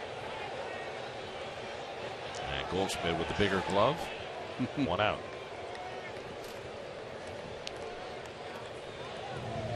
Trying to figure out what makes Colmenter difficult to hit, especially against the right-handers. Now, one of the things he does, that sequence right there, okay, curveball, first strike, but he puts a fastball and a changeup in the same spot, out over the plate, about thigh high, and one's at 87, 88, one's at 78, which is a good differential. Not only because it's so straight, but to put the ball in play. So that's how he keeps his pitch count down.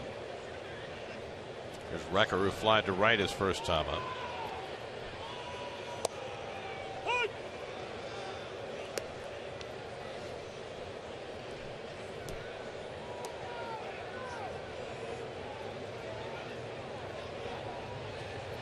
There you go. The change-up grip he'll start with, because that'll have the glove open fully, and then he can change whatever grip he wants to after that.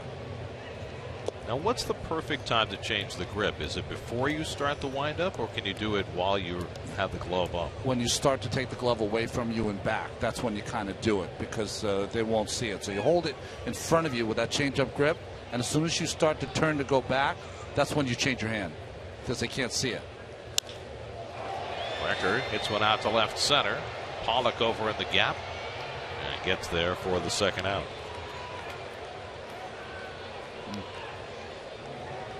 You always start with the grip that is the most difficult, the one that'll open the glove the most, the one that's the hardest to get to, because if you don't, let's say you start with the fastball, when you go to the changeup, your glove opens. So if you start with your glove open, with the fastball, all right, and it starts like this, but if you go to the changeup, your glove will open. But if you start with it open, then it never changes as you move your hands and move your grips. So if you start with the changeup grip, your hand is completely open, your glove is open, and then as you change it, it just stays the same way, so there's no movement in the glove. That's the key, because if they see anything rusty, Staub was unbelievable at that. He could see it, any minute kind of movement, and could let you know what pitch was coming. Owings squeezes the pop-up. Cole Mentor has himself a 1-2-3 inning, and we head for the fifth. Not yet an official game with the rain falling. Arizona up 3-1.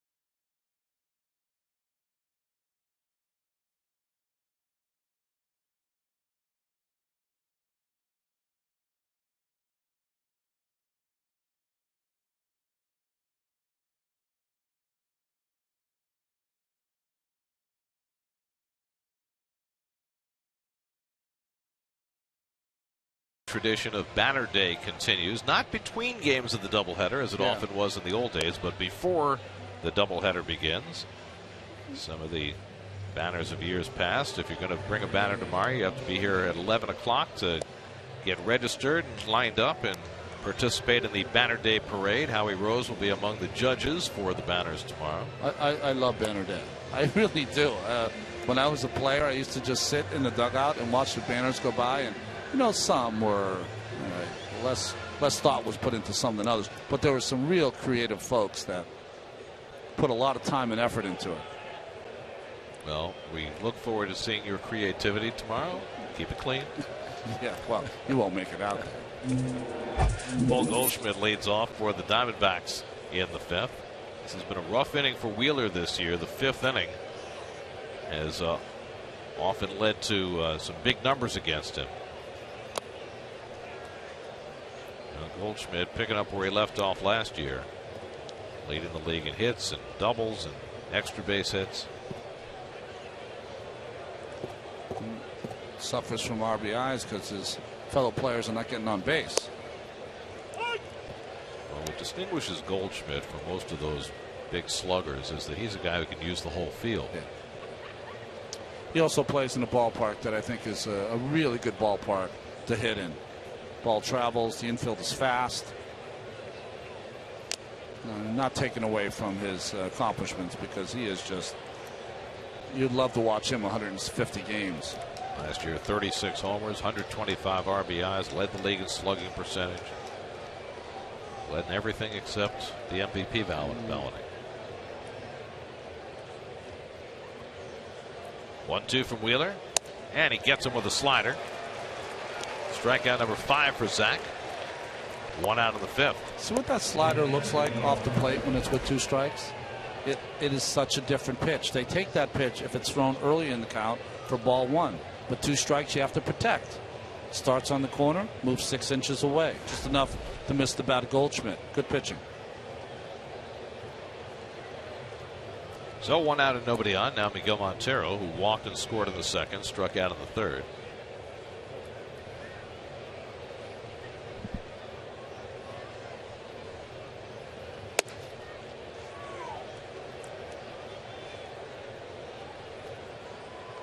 Well, that's what has befallen Zach 3rd time through the order and beyond. Not pretty numbers. And a lot of that has come in the 5th inning.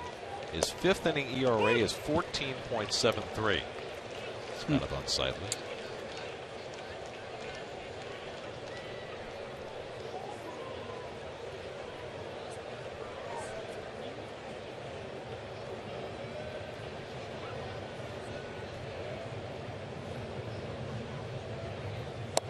Yeah, Montero jumping back takes that fastball on the corner. 1-2. Okay, as we watch Zach over time evolve, when he starts to get this pitch, Gary, that's going to change everything, because that's going to control left-handers for him. That'll get him off the pitch away. And he strikes out Montero for the 2nd time. I mean, did you see that swing? That's a backdoor slider, okay? Not a particularly nasty one, a good one. But the fastball inside made him so wary that just a little spinner on the outside, you get this kind of swing. That's what it's all about. You control the bat. Let me ask you this, because we've seen this with Zach, that early in games he'll throw his 4-seamer, he'll be throwing really hard, and then he goes to that 2-seamer later in the game. Why can't he use that pitch earlier on? I think he can. I think what you've got working is the adrenaline. Probably takes over in the beginning. He feels so strong. His fastball feels so crisp that he wants to throw that. I think early in the game, if I were him, I'd think about 85-90%. You know, keep the ball, concentrate on down, not corners. You know, you always want to hit the corners, but concentrate on down. When he's down, he's nasty. Aaron Hill's been on base twice today. Doubled off the wall and left in the 2nd, hit by a pitch in the 3rd.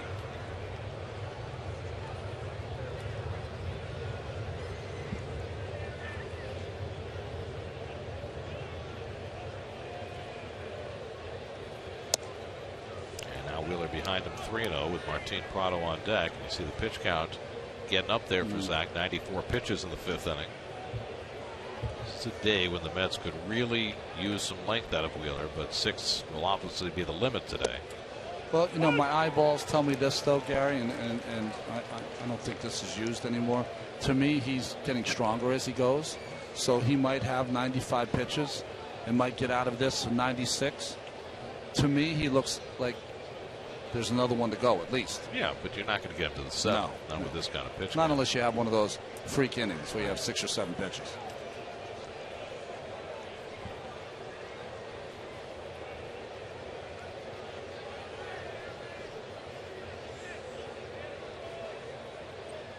Behind 3-1 on Hill, who fouls it off. Well, the Phillies won today. They called up a pitcher named David Buchanan, made his major league debut, and got the win. Beat the Dodgers 5-3. I think Utley went deep in that game. He did. Ben Revere went 4 for 4, scored 3 runs. Buchanan, 5 innings, 2 runs, 5 hits, no walks in his big league debut. Who started the Wago for Los Angeles? It was Dan Herrick. Did pitch badly, but lost. Long drive, left field. Back goes Young onto the warning track, and at the wall, he makes a terrific catch. Chris Young timed it perfectly right before he hit that padded wall, and he takes an extra base hit away from Aaron Hill. Nicely done by Chris.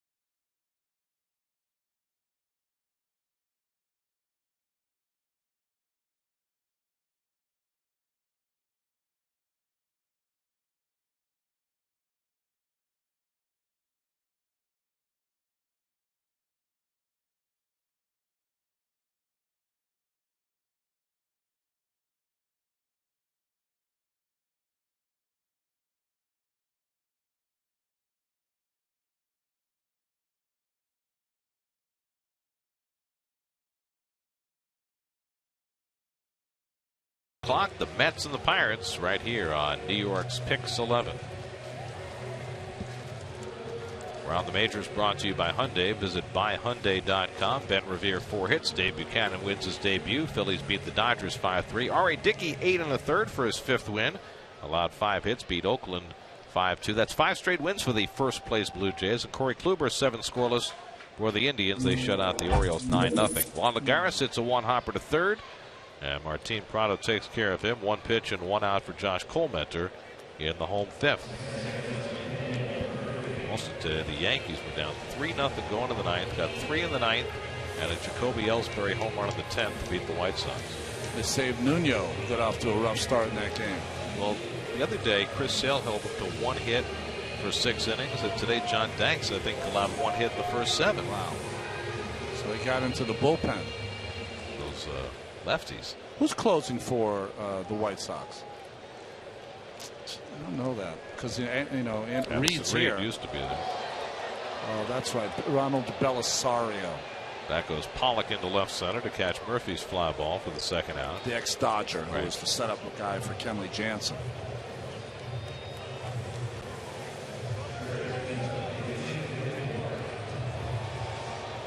That's the great thing about Dad's knee. You know, you can make it into a ride, game, place to hang out, place to nap. It always works. Never breaks down. Yeah, it was Belisario who gave up those 3 in the 9th today after Danks allowed 3 hits over 8 innings. So 2 quick outs for Colmenter on 2 pitches. Does that mean David Wright takes one? Well, I would advise David not to take one because he can get him 1 run closer if Colmenter decides to go right after him with a fastball down the middle. He doesn't. David's 2 for 2 today. Double to right center, single to left. Now has a 7-game hitting streak riding. But you can go your whole career, and I'm talking about a long career, Gary. You can go your whole career and not have 3-pitch inning. Very difficult to do. Well, most of the time that third guy's not going to swing. Exactly. He drives one deep to left field, right down the line, headed toward the pole. It's out of here. David Wright with his 3rd home run of the season and gets the Mets closer. It's now 3-2. Hello, Apple. It's been a while. Third hit of the day for David Wright. A double, a single, and now a home run. Hey, David.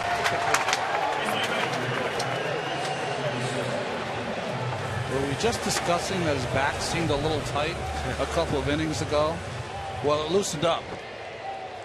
And this is a little changeup from Coleman to David keeps fair down the line. 20 rows back. Wright heating up. 8 hits in his last 11 at bats now. Another 3-hit game. His 8th this year already. Curtis Granderson drove in the first Met run with a long double in the third.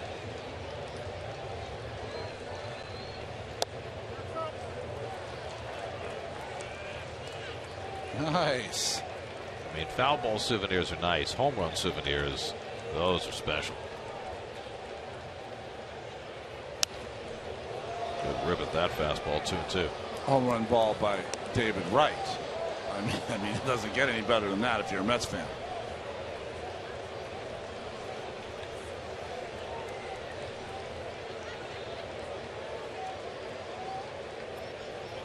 Granderson pops one up. The only man on the left side is Prado. And he puts it away to retire the side. But David Wright's third home run of the year gets the Mets one tick closer. 3-2 Arizona after 5.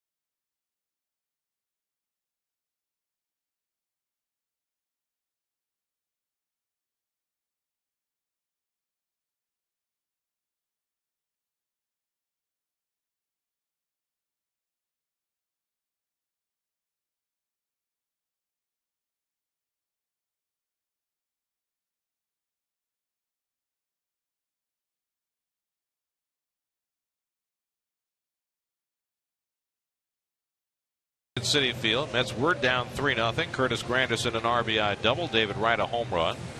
And get Zach Wheeler back within a run. And Wheeler will go out there for the 6th inning with 97 pitches under his belt, looking to give the Mets one more solid one.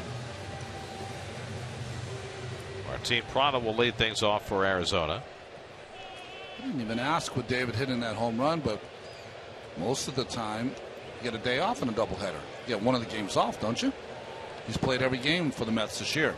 Well, Terry Collins has been talking about getting him a day during this stretch where the Mets are playing 20 games in 20 days, but I bet you he does it on the road, not at home. And Prado is drilled by the pitch. Wheeler had not hit a batter all year, and now he's hit 2 in this game. Hill and now Prado.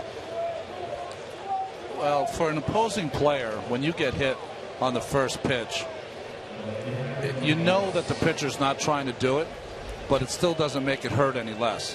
And this first pitch fastball come running in on Prado and gets him right on the kind of love handle on the left. And David's like, we just scored a run. We pulled closer. Get us 1, 2, 3. And we get back in there and get you the lead. But so now Wheeler will pitch to Cody Ross with a man on. Ross drove in a run with a base hit in the second. Struck out to end the third.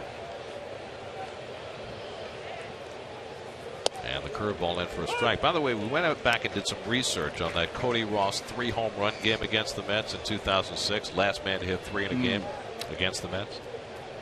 Because I wanted to find out who was the pitcher who gave up the foul home run that was called fair. Okay. And it's a guy the Mets just rehired.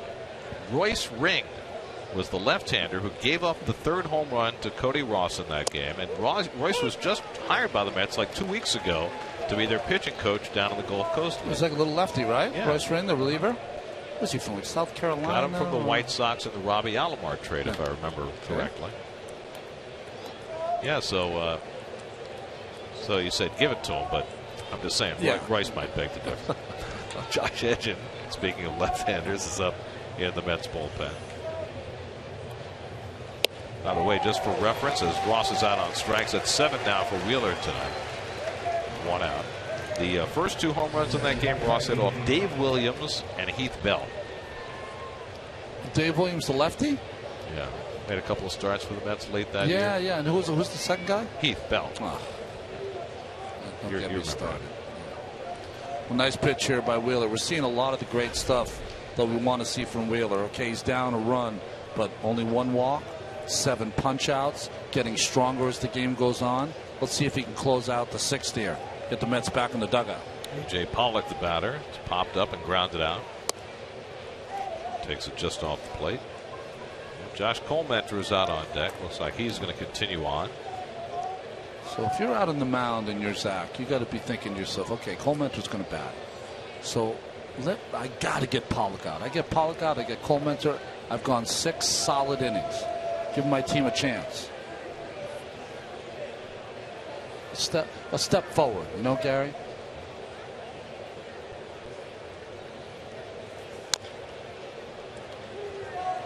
Ball and a strike to Pollock.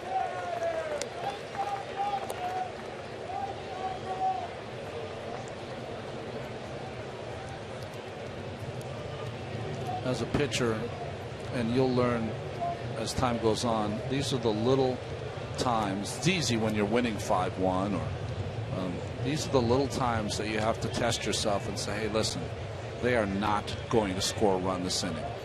Because if I hold them here, I might get a win next inning. We're going to win this game, but I cannot give up a run this inning. Toward the hole, David Wright with the diving stop. The off-balance throw, he got him. What a play by David Wright. Had trouble finding his footing, dropped the arm angle, and got it on target to Murphy for a terrific 2nd out. Remember, folks, this is a little muddy track here. And David goes a long way to get it, and on the run makes a throw to Murph, and Murph acting like a first baseman. Get that force. Big out. That's a really hard play. Hard play, good play, big play. David doing it all today. So now 2 out. Pollock at first and Colmenter the batter. 0 for 1 in a sacrifice. And he hits it down to 3rd. Easier play this time for Wright. He'll have to go to 1st with it. And that retires the side. So Wheeler gets himself through that 6th inning. Now the Mets will set about trying to get him a tie or a lead. Down 3-2.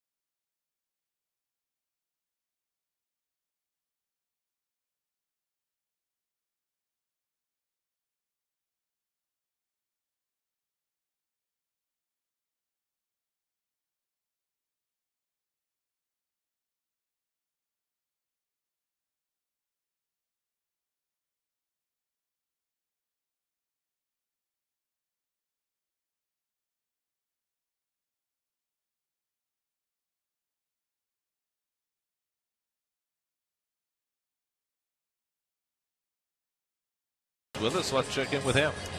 Well, Gary, it's pretty incredible when you think about it that Cody Ross is playing in this game right now. If you remember back to August 11th of last year against the Mets in Arizona, Cody Ross suffered a devastating injury running down to first base, a really freak injury. He dislocated his right hip and also broke a bone in the back wall of that hip. A lot of doctors thought he wasn't going to be able to play baseball ever again, and Cody Ross told me before the game today he, too, started having those feelings when he found out that this was the injury that ended the career of Bo Jackson. Cody Ross said, if Bo Jackson can't come back from that, how can I come back from that? It actually took 3 months. He couldn't put any weight on, not even on a toe, on that right side of his body for 3 full months. But he said the moment he realized that he could indeed come back from the injury was that first step he took after 3 months. Said there was absolutely no pain, which surprised him. And after that, he decided he was going to do everything in his power to come back. Now, it is still surprising, not just that he did come back, but that he came back so soon. People thought if he did come back, it wouldn't be until mid-season, maybe August. What Cody Ross said, though, is that while he feels 100%, the one thing he still struggles with is running to first base, as it's a significant mental hurdle that he had to get over. And now that he's over it in terms of being able to do it, he says that he can still think about it every single time he runs because it was a non-contact injury. Literally every time he runs to first base, he says, pick up the left foot high, pick up the right foot high. He can't get that out of his mind still to this point. Well, I remember when Bo hurt his hip, there was a man in Phoenix. His name was Mac Newton. Right. And he used to work with the Oakland A's as their fitness. Young hits it out to center, and Pollock is there, 1 out. As their kind of fitness instructor in spring training. He was Phoenix-based. But after that, he took Bo under his wing, and he knew surgically repaired hips. He had been in Vietnam, so he had seen guys come back with bad hips that had been reformed, reconstructed. And he's probably the main reason that Bo was able to get back on the field. And I wonder if Cody Ross used any of those principles that Mac Newton had started. Well, it's really an amazing story because when he got hurt last year, I mean, it was hard to watch. It was so painful, so devastating as Coleman throws a changeup past Duda for strike one. We've seen some bad ones the last few years. The Tim Hudson injury at first base when he stepped on Eric Young. Eric Young stepped on him. Duda pops one up a mile high into shallow right. Parra, the Gold Glover, coming in under it. And that's the second out. The worst one I ever saw on the field, we saw the Nick Johnson injury, that horrible one. Broke his leg, right? Yeah. Broke the upper fibula. Yeah. Worst one I ever saw was Cliff Floyd when he was playing for the Expos, and Todd Hundley ran into his extended arm at Shea Stadium, running to first base. And there's some moments where you just your heart drops. Who's the catcher for Pittsburgh? Jason Kendall?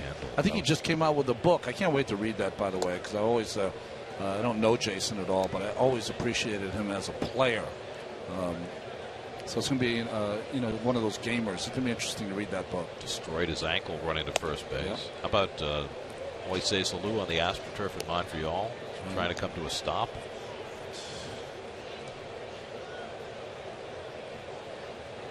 Wilmer Flores 0 for 2. He's popped up twice and takes a strike. Worst I ever saw on the field, Gary, I was in San Diego, and Mark Carrion, who was a pinch hit home run extraordinaire for the Mets in the 80s, was rounding third in San Diego. We were all in the dugout, and he tried to stop. One of those where you're rounding third and the coach tells you to stop late, and he tried to, and the sound I will never forget as long as I live.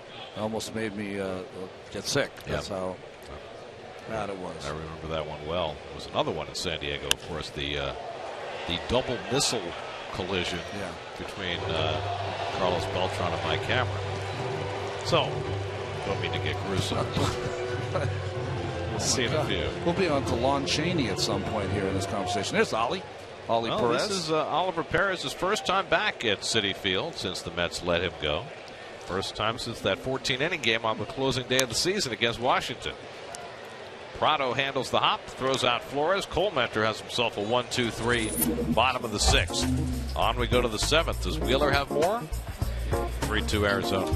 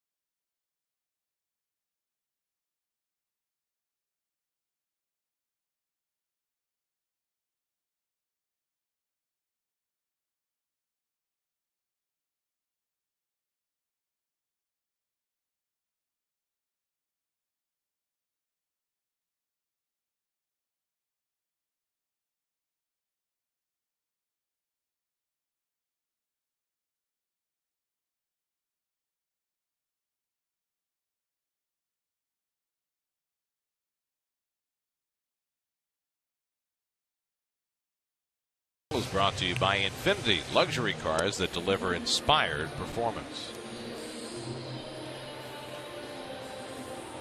Citi Field, raining off and on.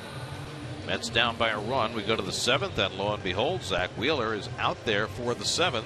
This is now his longest, or it could be his longest outing of the year. He hasn't gone beyond 6 1/3 this year. Well, you usually would use this word at Lincoln Center, but I'll use it here. Bravo. I like that he's out there.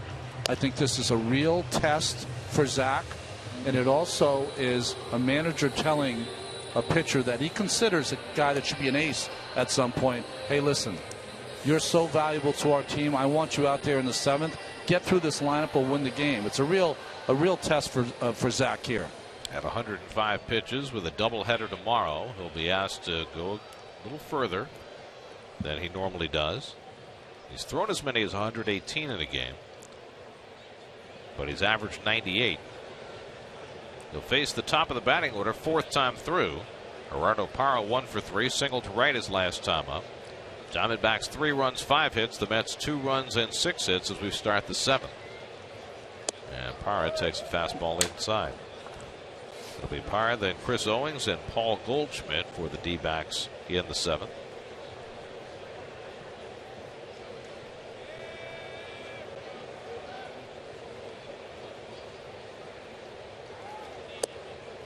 Here's a strike. 1-1. Like I was saying before, for being 6'4", 6'5", all arms and legs, it's about as smooth as you can get from a tall athlete. Beautiful motion. And he finds that inside corner. 1-2. It's funny, isn't it? As you see Evan Marshall in the bullpen for the Diamondbacks. He's thrown better in the 7th inning than he's thrown in 3 weeks after 100 pitches, or close to. 1-2 to Parra. Slaps it foul. So you know how things are going for the defending world champions? Not well. They've lost 8 games in a row. There's Valverde up in the bullpen. Talking about the Red Sox. Today they face David Price. They get 5 runs against him in the 1st inning. It's now 5-5 in the 7th. That was Jake Peavy who gave that back. 1-2. And Parra lays off. 2-2. Before today, they had an 8-game losing streak. Their 1 through 4 hitters are 21 for 126 with no home runs and 2 RBIs in those 8 games. And that's why they scored only 16 runs in those 8 games.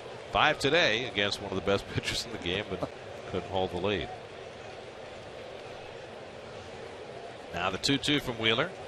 And Parra lines one toward the middle, a base hit. Lagares gets over to play quickly, and Parra has his 2nd hit of the day. So let's see how much rope Wheeler gets here in the 7th. With Valverde ready in the bullpen.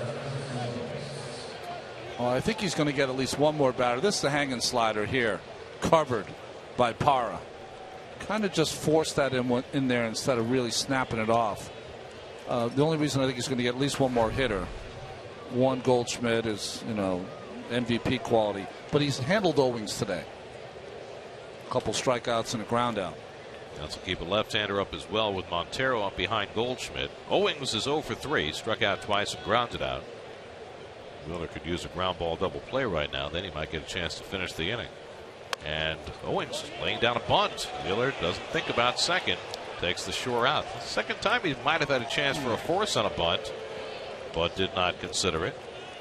1-3 on the sacrifice. Well, the Mets were completely surprised by that play because when you think about it, nice bunt to get the runner over to second, but what are you going to do to Goldschmidt here? You're going to walk him, aren't you? I would think you walk Goldschmidt and you bring in the lefty to face Montero. Absolutely. I would think that's your play. Again, not even halfway. So, those are the kind of timing things as a pitcher that you should probably know yourself. Well, the Mets are pitching to Goldschmidt, who's 0 for 3 today. You got Josh Edgen up alongside Jose Valverde in the bullpen. So at least going to start going after Goldschmidt. And he pounds one into the ground, 0-1. Well, this is another test too then.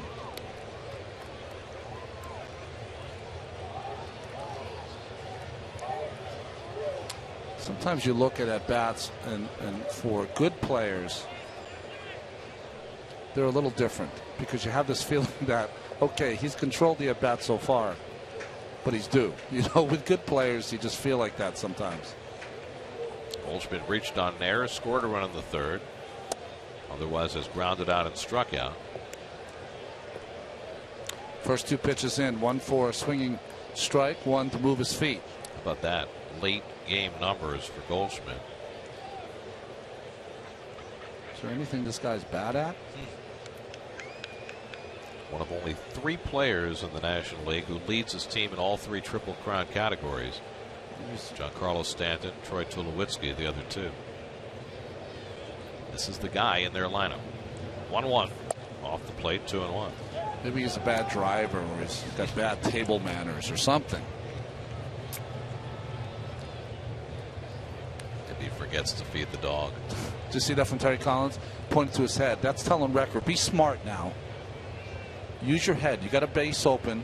Be smart. Call a pitch that looks like it's on the plate but off. Something he cannot handle or put in play hard. Back inside. On the outside corner with that slider. That's the pitch that he wanted with less than 2 strikes. What is that? That's saying, okay, I'm going to throw it on the corner or 2 inches outside. See if I get a call. He gets the call from Jim Reynolds.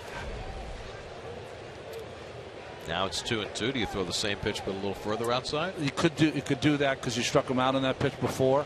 You could throw another one inside to set it up. See if you can surprise him inside also. There's 2 ways to go. He'll keep it away. And he wouldn't bite on the fastball. 3-2. Tried to let that one go and spot it outside. Missed. This is where I would go out if I were Recker and say, hey, listen, I'm going to call slider here. But I do not want you to throw a slider for a strike and just, want to throw a strike 3-2. I want you to throw that same one you threw, 6 inches, 2 inches, whatever it is, outside. Make him chase it. Nothing wrong with him not swinging and going to first base. It's got to be off the plate. Wheeler about to throw his 118th pitch, which will match his career high. 3-2 to Goldschmidt. Right at Murphy. And he makes the play. 2 out. Over to third goes Parra. Now you got the lefty Montero coming up. Wheeler's gone deeper into this game, 6 2/3 than he has in any game this year.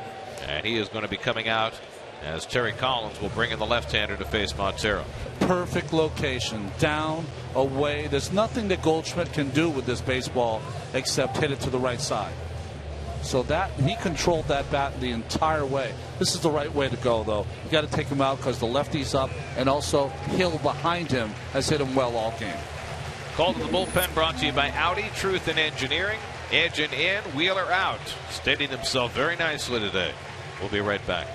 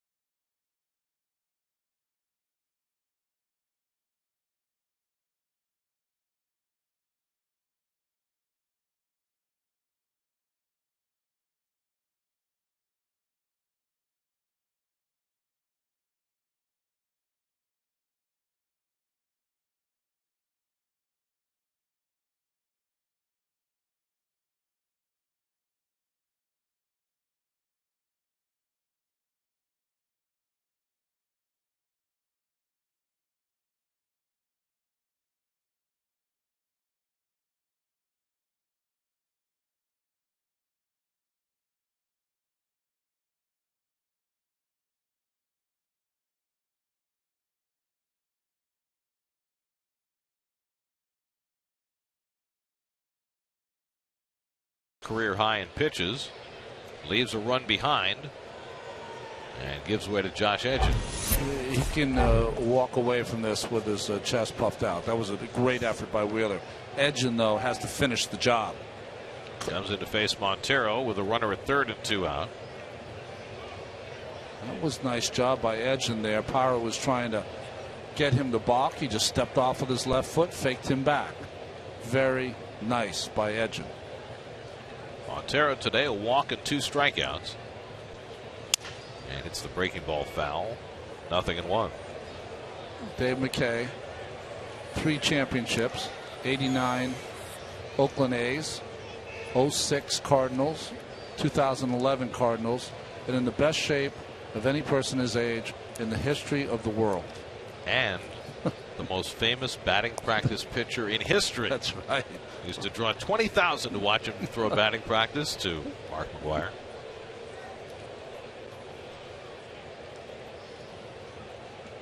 Montero hitting 189 against lefties this year. Takes the fastball high, 1-1. Well, Edgen was a mystery in spring training. He was a lock to make the team, and he just was terrible. He and Vic Black, yeah, both. And Black will be here tomorrow. That's right. Edgen refound his fastball, did some mechanical work. Little dribbler, and that stays fair, or yes, it is a fair ball. Recker touched it in fair territory, knocked it into foul, but it's a fair ball. And Montero's out to end the inning. Montero not happy about it. You can't challenge this call. I think he's calling that Montero touched the ball out of the batter's box. Let's see. Watch, he comes out of the batter's box. It is fair. Does he kick it with his foot?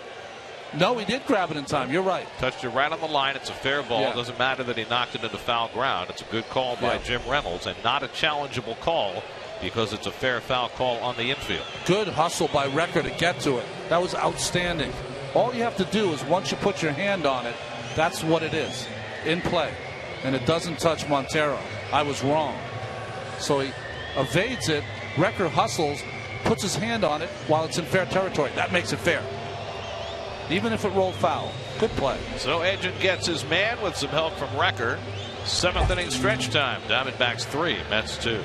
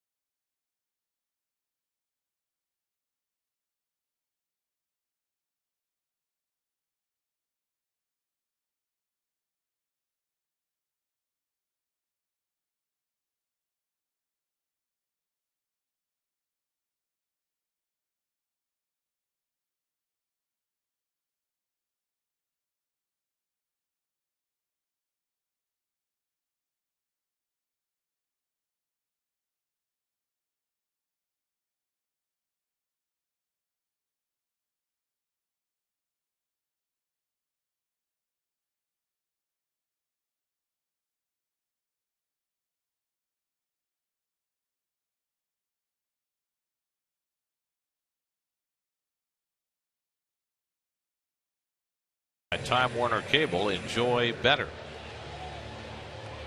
Here's today's AT&T fan photo. Tweet your fan photo using hashtag #PixFanPhoto, brought to you by AT&T. We'll show it later during the game. Rookie right-hander Evan Marshall comes out of the bullpen for Arizona. Well, they are very high on Evan Marshall. He was a starter at Kansas State, moved into the relief corps. He's a guy who's got a little sinking fastball, good changeup, throws a lot of them, a little breaking ball, throws hard and has a lot of sink on his fastball. He'll face Anthony Recker leading off. Bobby Abreu out on deck to pinch hit. And then Juan Lagares here in the home seventh. Mets down 3-2. And Recker takes a fastball for a strike. Recker is flied out twice. There's Abreu on deck to bat for Edgin, who did his job getting his one batter out. Josh Colmenter went 6 innings for Arizona, 2 runs, 6 hits. Walked 1 and struck out 4. Gave up the home run to David Wright. Record chasing a high fastball out of the strike zone. It's 0-2.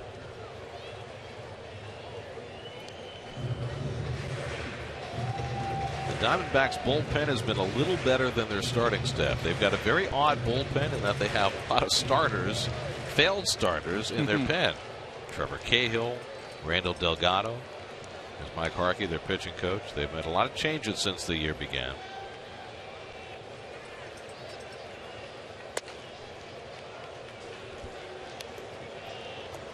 Marshall making just his 7th major league appearance. 24 years old. Kansas State, same school that produced the Mets' Carlos Torres. What Kansas, the Jayhawks. What's Kansas State? The Wildcats. Wildcats. I'm really bad with that kind of stuff. That's what happens when you go to a small school. You don't have the appreciation for those larger schools with the big sports programs. Yeah, but you guys have like all these different nicknames. Yeah, you're the Bulldogs, you're the Eli's, Bula Bula. Narcissism. That's all it is. We're poor little lambs who've lost our way. There's the Pirates. There you go. Pirates who are playing in the Big East semifinals today. Now, do you nickname the Bucks too? Or No. Okay. Pirates of the Hall. Pirates of the Hall. Okay. The Hall is pretty cool. They're playing in the East Regional for baseball, right? Big East. Big East. Big East tournament right now. Beat St. John's the other night. They had this kid Josh Prevo who had a great year. 1-0 shutout. Recker strikes out for the first out. And Abreu's being called back, and instead it's going to be Eric Young to pinch hit. Good move. Need a base runner. See that changeup? I mean, the bottom dropped out. Not only does he have the grip, but he turns it over. And that gets the downward movement, almost like a screwball.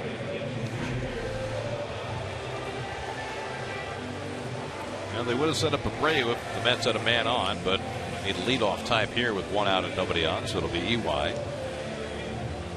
who had about 10 days to 2 weeks where he got to play every day, and then he cooled down, and Mets have gone to a different plan the last week. It's about an 85% meritocracy system right now. Not completely 100%, but get closer. Yeah. Corners are way in against EY, more than we've seen from any team this year. Too far in. And I say it this way, they're too far in the sense that any fastball away by Marshall, if Young is thinking that way, all he's got to do is hit a ground ball. It's going to be hard for Prado to react unless it's hit right at him. And if he hits it right over the bag, he might have himself a double. Even if it's not hit hard, or especially if it's not hit hard. This Marshall kid has good stuff. I mean, you're looking for movement and swing and miss stuff from your guys that come in from the bullpen. He's got both. Eric Young 1 for 5 as a pinch hitter this year. And that misses inside. 2-1. Juan Lagares waiting on deck. Mets were down 3-0 in this game. Granderson got a run home with a double in the third, but the Mets left 2 in scoring position. The only hit the Mets have had since that third inning was David Wright's home run that got him back within a run. Colmenter retired 11 of his last 12. And now it's 3-1 to Eric Young. And if you're Marshall, you certainly don't want to walk him. It's almost like giving up a double. And for Young, he should be thinking the same thing. I'm going to get a fastball to hit here. Be aggressive. You get a hit. I think, to me, sometimes you get in the situations you're young, you're tentative. Say, okay, I'm looking for a walk. Don't look for a walk. You get the fastball in your count, let it fly. And he does, and he fouls it off. Good.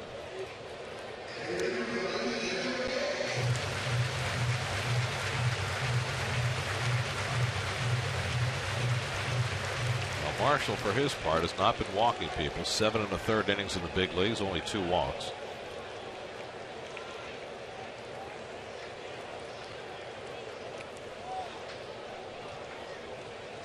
Full count to Eric Young, and he just gets a piece of that sinker.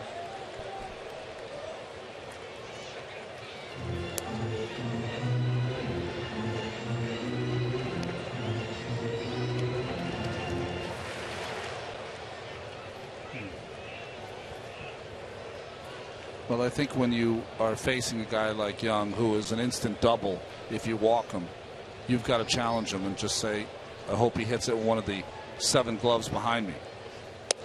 That's ball 4, and Ely draws the walk. Quality turn at bat as a pinch hitter for Eric Young, and now the tying run is very fast and on base. Get to Citi Field tomorrow for Family Sunday when the Mets take on the Diamondbacks at 1:10. The first 15,000 fans will receive a Bartolo Colon poster courtesy of Majestic. Get to the ballpark early to celebrate Banner Day. Visit Mets.com/Sundays. Of course, tomorrow is a doubleheader.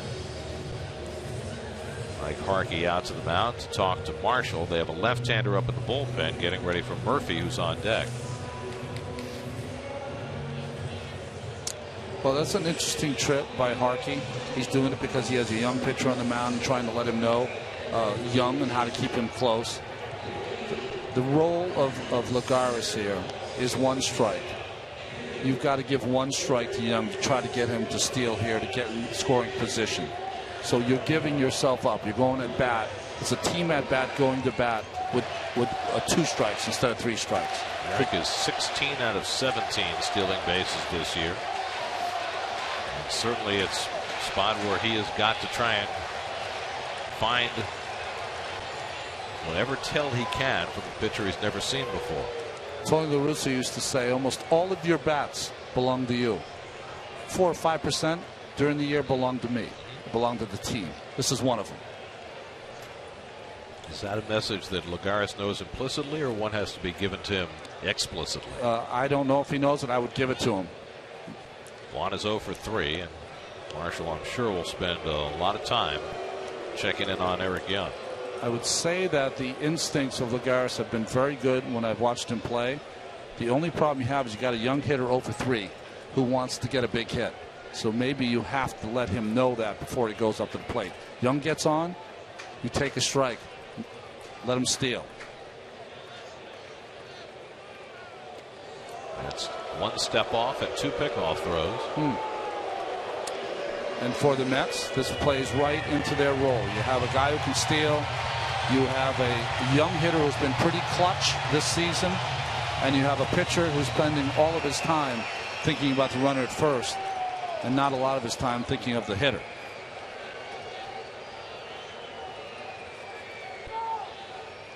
And Lagares takes up and in, ball 1.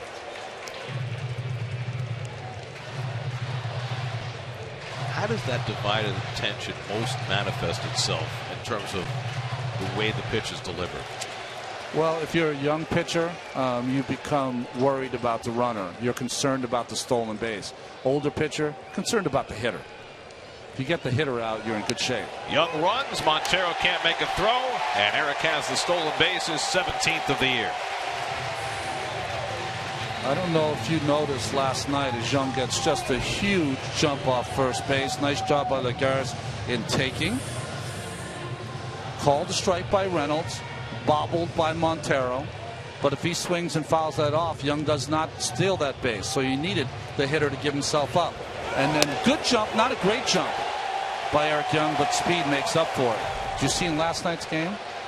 Yadier Molina, one of the best thrown-out runners ever, said to Shelby Miller and other pitchers, just pitch. Let Billy Hamilton run. They let him steal, and they concentrated on the hitter. So now the tying run in scoring position with 1 out. 1-1 to Lagares, who's hitting .348 with runners in scoring position. And he takes a good looking strike on the outside. 1-2. Juan doesn't like it, but it's a perfect pitch. It's on the black. No black anymore. It's on the outside corner. On the knees. Pitcher's pitch. Nothing you can do there. So now he's got to fight from behind. Murphy on deck. 2-2 now to Lagares. Change up again by Marshall. Nice job by Lagares laying off. We've seen Juan, if you're going to pitch him outside with 2 strikes and have him try to chase, he's got the ability off the plate to dump it into right field. They give him a big hole on that right side as Hill keeps his eye on Young at second base.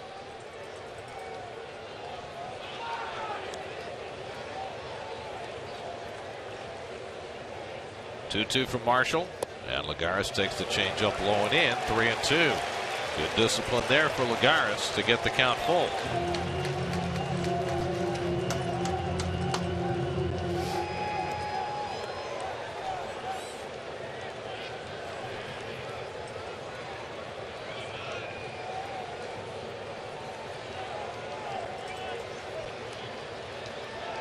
Three-2.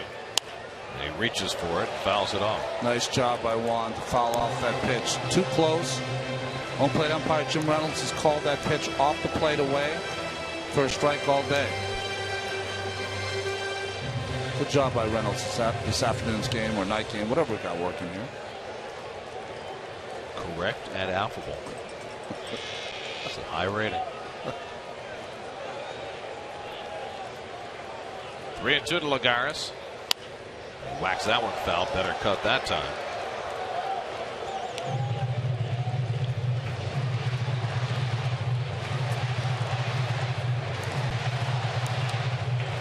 That's when you can treasure forever.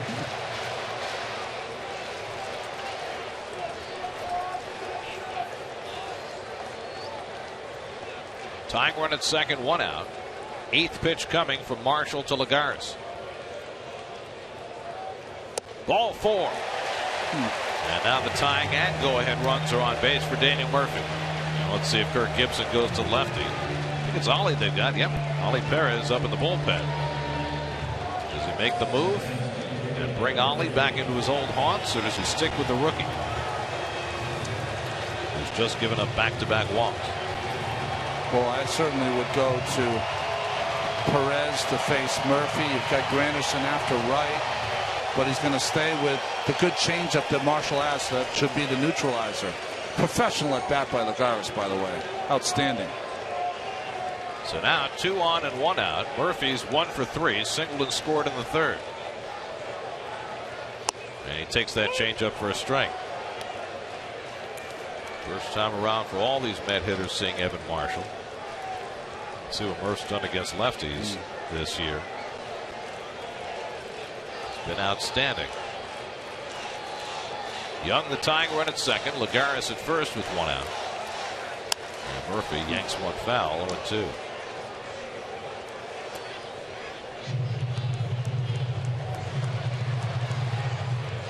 David Wright, who's 3 for 3 and homered his last time up, is on deck.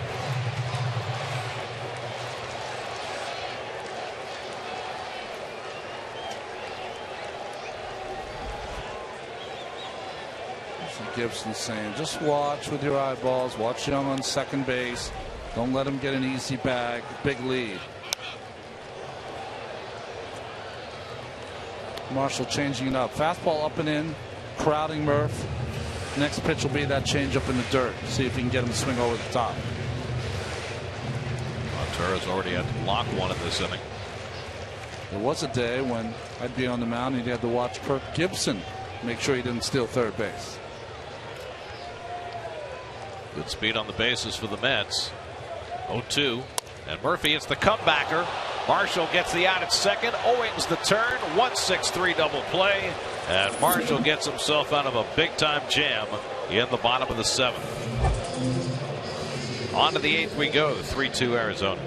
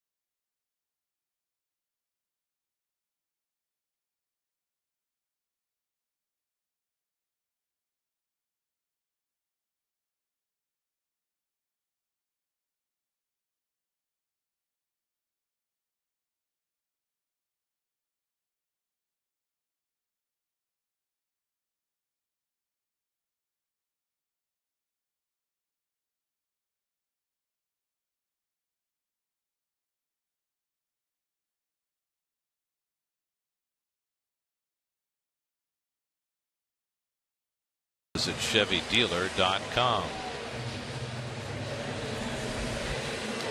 Well, just perfectly done here by Marshall. The crow hop, throws a strike to Owings and makes that play look easy. One, it helps that it's a one hopper. That makes it nice timing for the pitcher. And you got to fire that ball to second base, which he did. And Murph, of course, didn't expect him to make 2 outs in that situation. Left David Wright to lead off the next inning. Carlos Torres will pitch the top of the 8th for the Mets. A big inning for Torres here as he's got to hold this 1-run deficit. Keep it there. Good numbers all the way around. Right-handed hitters 295. I'm surprised that by that number considering how many cutters he throws. Last time out against the Dodgers, worked a 1-2-3 inning behind Jacob deGrom. Aaron Hill's had good swings this entire series. Hit a home run that got wiped out last night, a double and a long fly ball that Chris Young caught against the fence. This one, though, hit weakly out to Flores at short. 1 pitch and 1 out for Torres in the top of the 8th. So Kansas State owning on the mound. First Evan Marshall and now Carlos Torres. It's not a school you necessarily associate with a lot of big-time baseball talent. Here's your AT&T fan photo of the day. That's Rob, and that is just the cutest thing. Got the script, New York. That's right. Took your uniform. Oh, boy. Bad choice. Martin Prado's been on base 3 times in a row today. 2 RBI singles, and then he was hit by a pitch in the 6th. One of 2 batters Zach Wheeler hit today.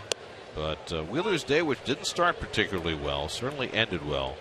Zach went 6 2/3, 3 runs, 2 earned, 6 hits, 1 walk, 7 strikeouts. On the short end, but certainly feeling a lot better than he did coming out of the last 2 starts. Good curveball by Torres for a strike, 0-2.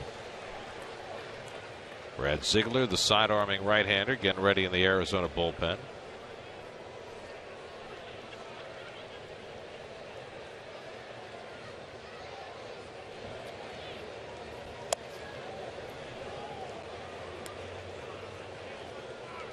Martin Prado in his 2nd year with the Diamondbacks.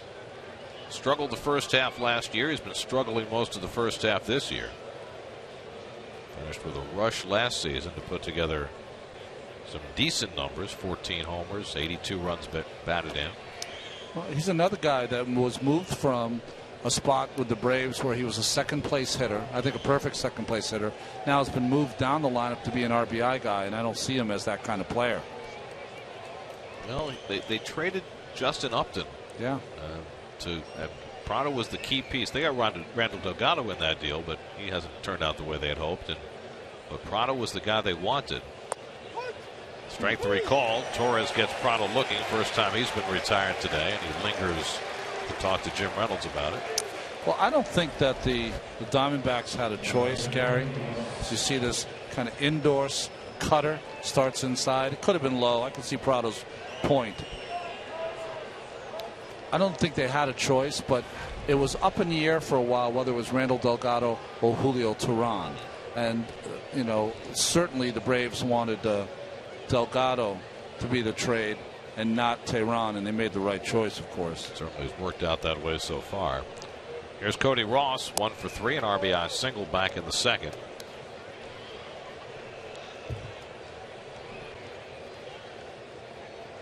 Braves, by the way, are being shut out by Juan Nicasio and the Rockies 3-0 in the 8th this afternoon.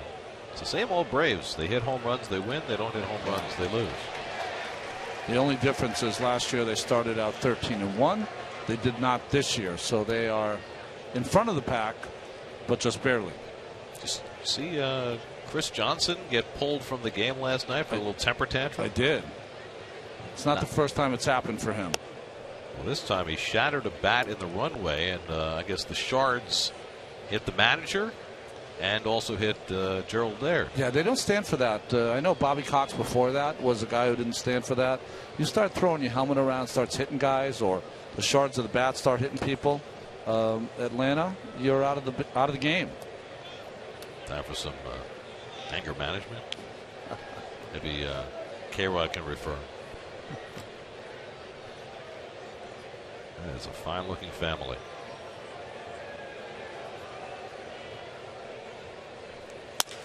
Ross hits one hopper to Murphy.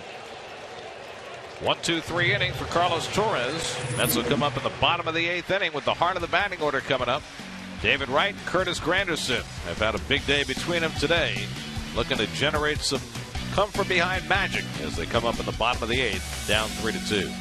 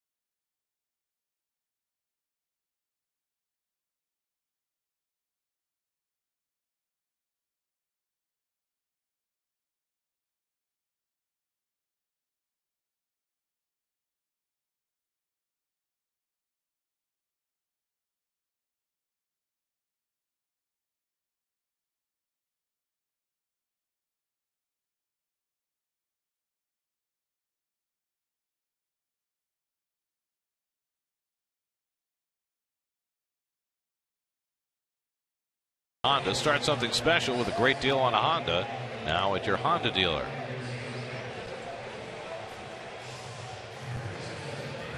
His buddy. Murals here at Citi Field.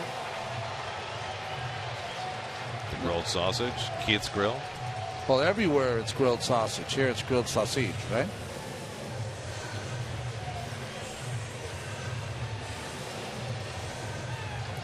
Double switch for the Diamondbacks. 34-year-old Brad Ziegler comes on to pitch. Well, sidearmer. He appears in lots of games for these Diamondbacks. 21 of his 23 appearances have been scoreless. David Wright, first pitch swinging, grounds one to Aaron Hill. 1 pitch and 1 out for Ziegler. First time Wright's been retired today after a double, a single, and a home run.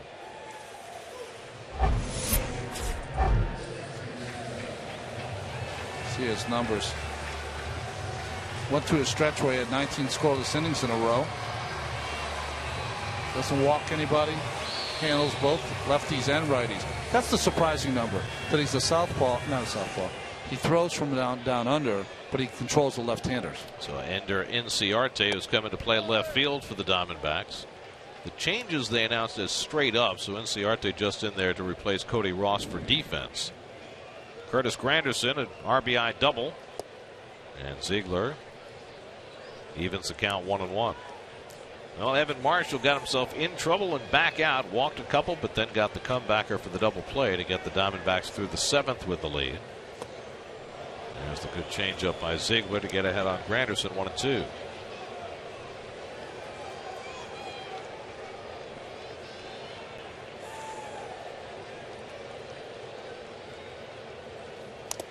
And Curtis just got a piece.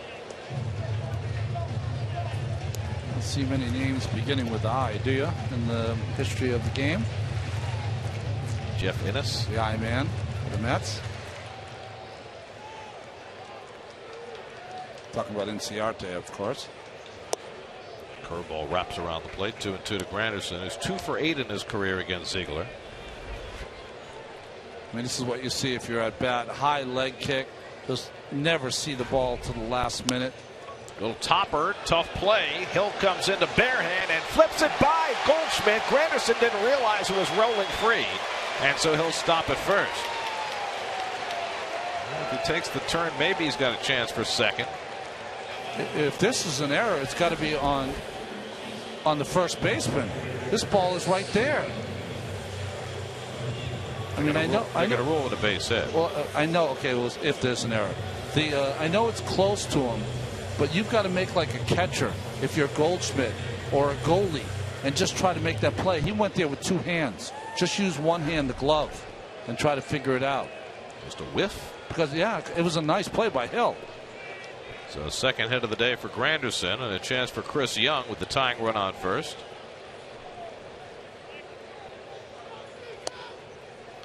Fastball strike.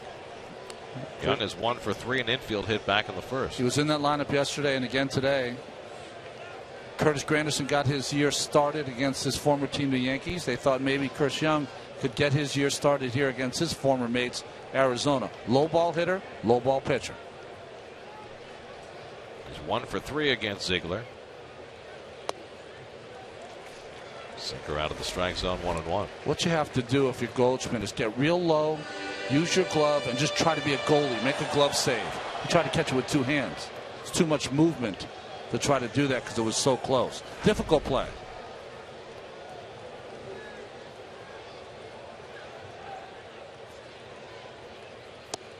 Two and one to Young with Lucas Duda on deck.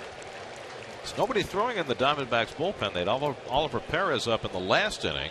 Didn't bring him in to face Murphy, and apparently not going to bring him in to face Duda. You know, it's that number I pointed out, 154 against left-handed hitters. Ziegler's had better luck against lefties than righties.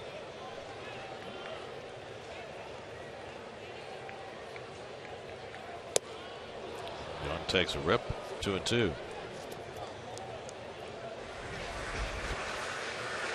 Supposed to be outside, but really just a riding, sinking fastball inside.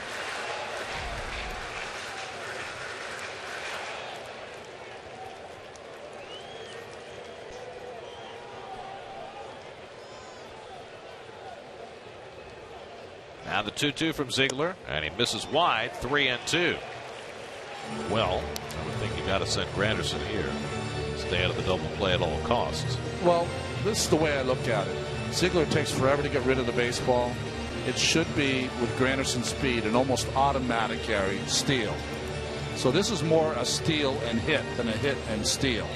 So don't wait around to make sure they let go.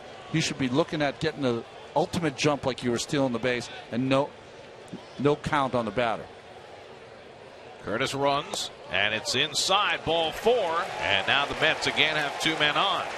So just like the 7th inning, when the Mets got the tying and go-ahead runs on base with 1 out, they have the same here, and Lucas Duda will try and cash it in this time. And again, not bringing the lefty in, as they did not in the last inning. It worked out. Marshall got Murphy on the comebacker for the double play. Duda 0 for 3 tonight, 3 hits in his last 25 at bats, and looking to break free here against the side-arming right-hander. Duda has a base hit in his only career at bat against Ziegler. Mets down 3-2, bottom of the 8th, and another chance to do some damage. As the changeup misses outside, ball 1. This is the pitch to hit for Lucas. Should get a little sinking fastball here. Don't take it if it's a fastball down the middle. Be aggressive. Duda homered back on Tuesday night against the Dodgers and Josh Beckett. A 2-run shot. It's a pitcher and catcher here. Oh, here comes Kirk Gibson's going to come out and wants a little powwow with both his pitcher and catcher. I was going to say the pitcher and catcher, you can call 2 signs here, so you know the next 2 pitches, so it comes a little easier or more easily. Notice how nobody else is joining this conversation. All the other infielders are staying as far away as they can. Normally when the manager comes out, everybody else kind of crowds around. Not this time. Jimmy's a little intense, man.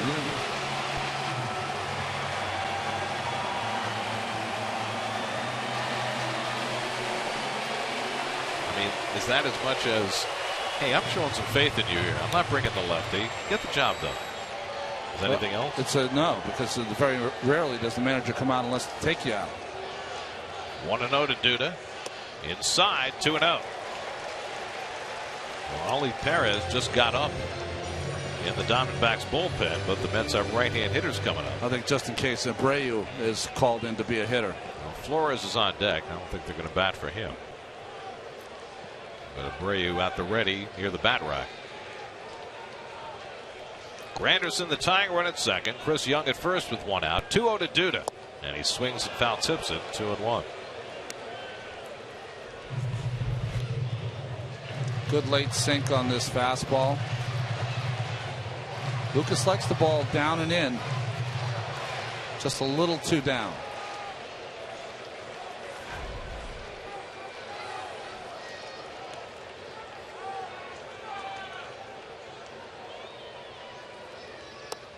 Three and 1.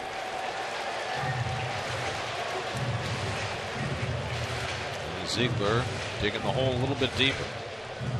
Gave up an infield hit to Granderson. He walked Young. And now he's behind 3-1 on Duda.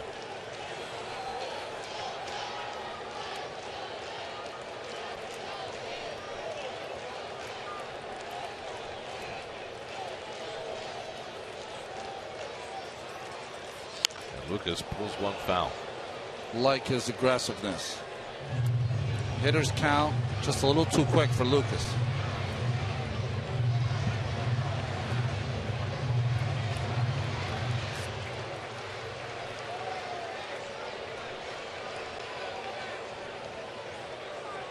So now it's 3-2.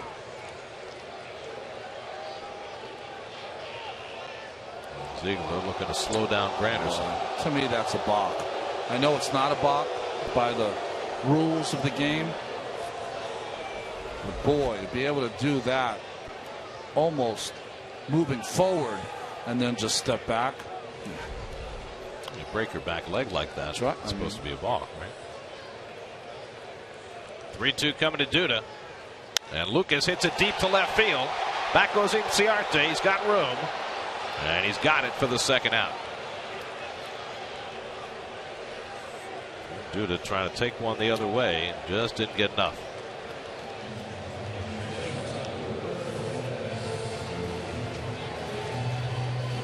So now 2 out and 2 on. And it's left to Wilmer Flores. Flores 0 for 3 today. Popped up twice, grounded out.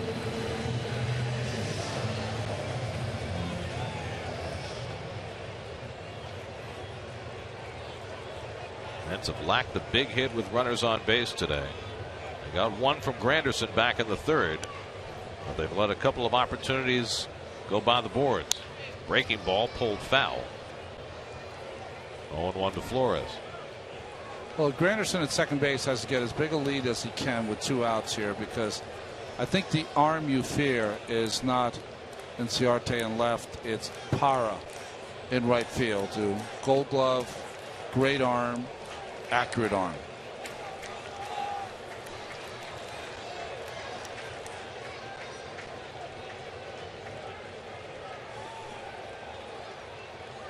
Breaking ball popped up. Inciarte looking for it. And that retires the side. So just as Marshall did in the 7th, Ziegler gets himself out of trouble in the 8th. Flores with the pop up to left. 3-2 going to the 9th.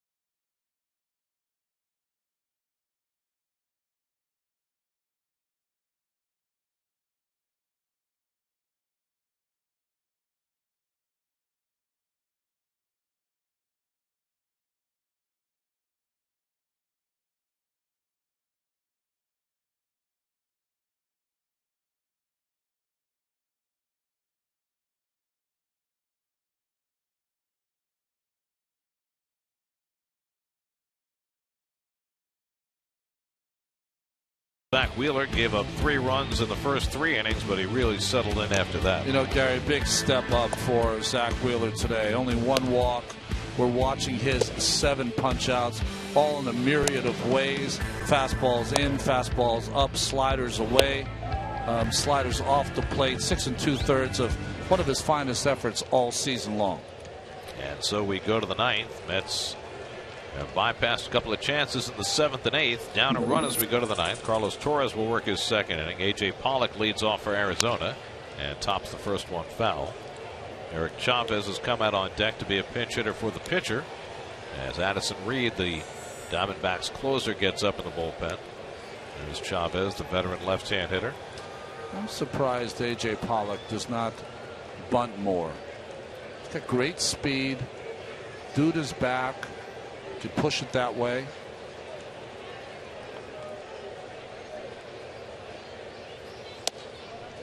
Cutter off the plate, 1-1. Pollock's 0 for 3 today. David Wright made a terrific play on a ground ball he hit to get a force play his last time up. Where'd you say he's from in Connecticut, Gary? Hebron. Where's that? Center of the state. Okay. Sharp ground ball right at Flores. 1 out. So when they keep working with Flores, I know it's just a simple little thing, but because he hasn't played there a lot, you see he has a double clutch every time he catches the ball. Don't double clutch. It should be going right now. Just 1 clutch and go. Never should be double clutch, because now you put yourself in a position you can't make a mistake. Left-hand hitter Chavez announced into the game, so Terry Collins will make a pitching change. Call to the bullpen is brought to you by Audi, Truth in Engineering. Scott Rice in. Carlos Torres out. We'll be right back.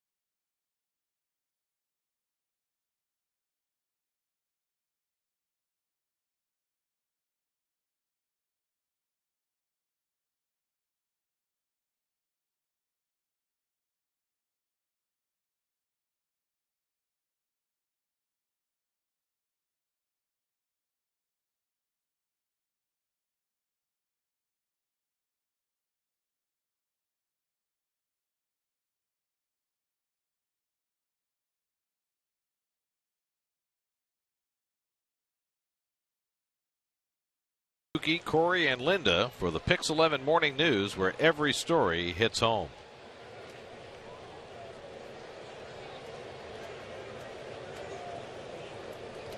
Scott Rice in to try and get the left-hand hitter out.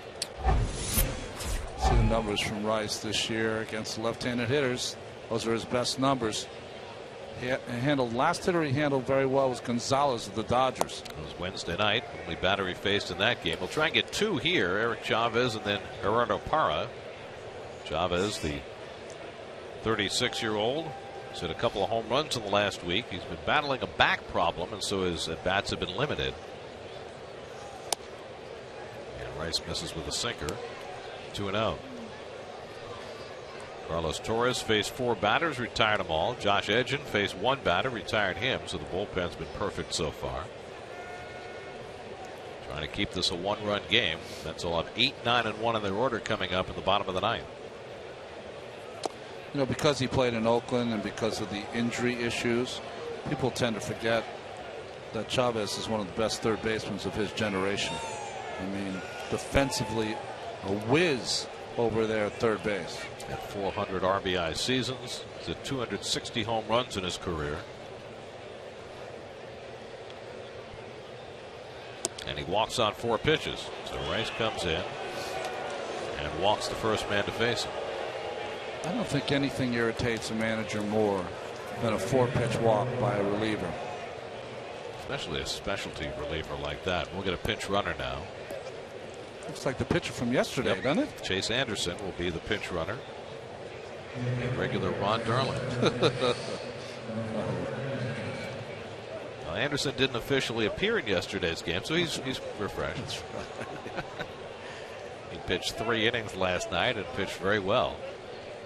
And what would have been his 3rd major league start if it had counted. That was pretty funny. Jim Reynolds went over to Terry Collins. He wanted to make sure that he got who the pinch runner was. Not a everyday player, but a pitcher.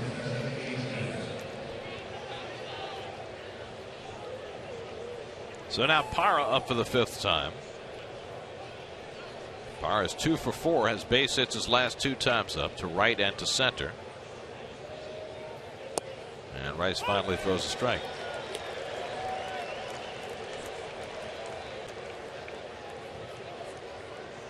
Parra is 2 for 4 in his career against Rice. This will keep Valverde working in the bullpen with a right-hand batter on deck.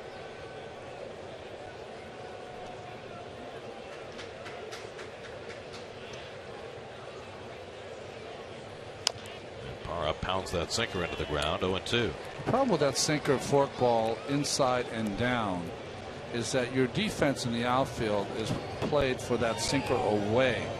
Look at where Granderson is. I mean, that is about as right center as you can get for a right fielder. Lagares is shaded over. Also, Chris Young is moving over. So if you hit that anywhere down the right field line, you might allow the pitcher pinch running the score.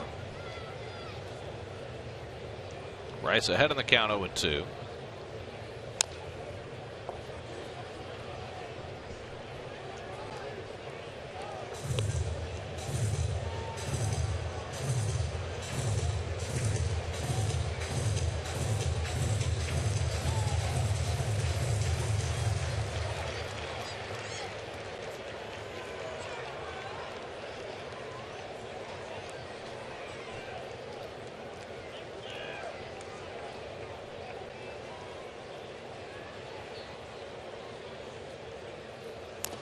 Parra just got a piece of that changeup.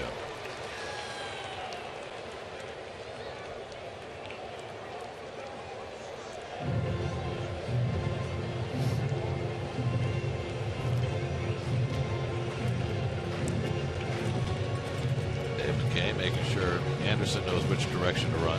Just don't get picked off, son. That's what he told him. If you're making left turns, you're doing a good job.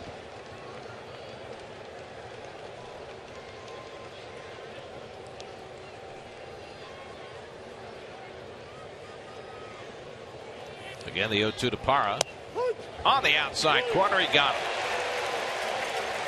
So Rice, after pounding him in with sinkers, gets him on the pitch away for the 2nd out of the inning.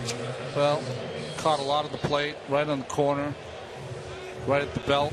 Good pitch by Rice. So Rice is finished for his day. A walk and a strikeout. Now the Mets will go to a right-hander with Owings and then Goldschmidt due up. 3-2 Arizona in the 9th. Call to the bullpen brought to you by Audi. Truth in engineering.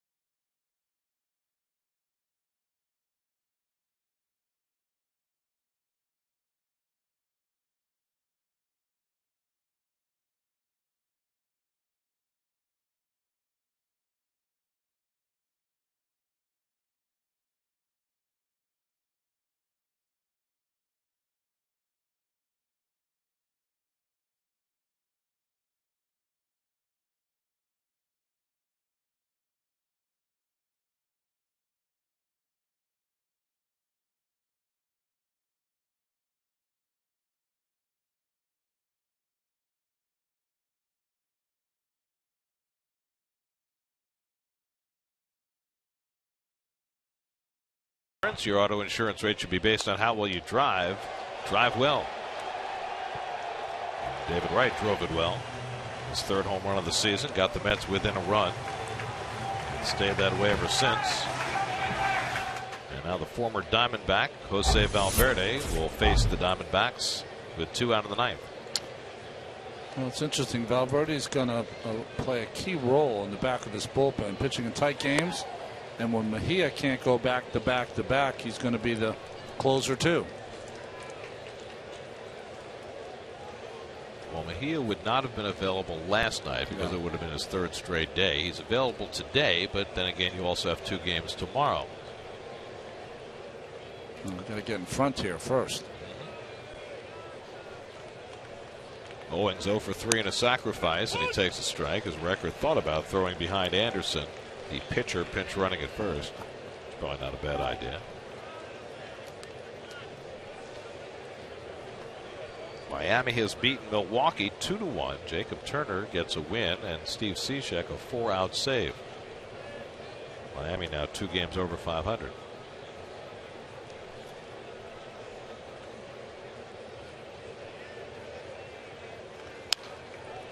And Valverde gets ahead on Owings, 1-2.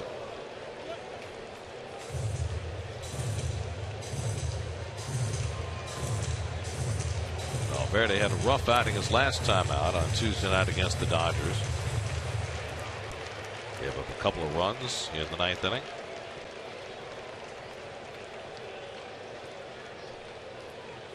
Diamondbacks 3 runs, 6 hits. The Mets 2 runs and 7 hits. Mets will have Wrecker, the pitcher spot, and Lagares due up in the bottom of the 9th.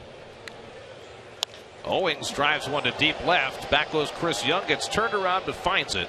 And on the warning track makes the grab to end the inning. We go to the bottom of the 9th. Mets will try and pull it out, trailing 3-2.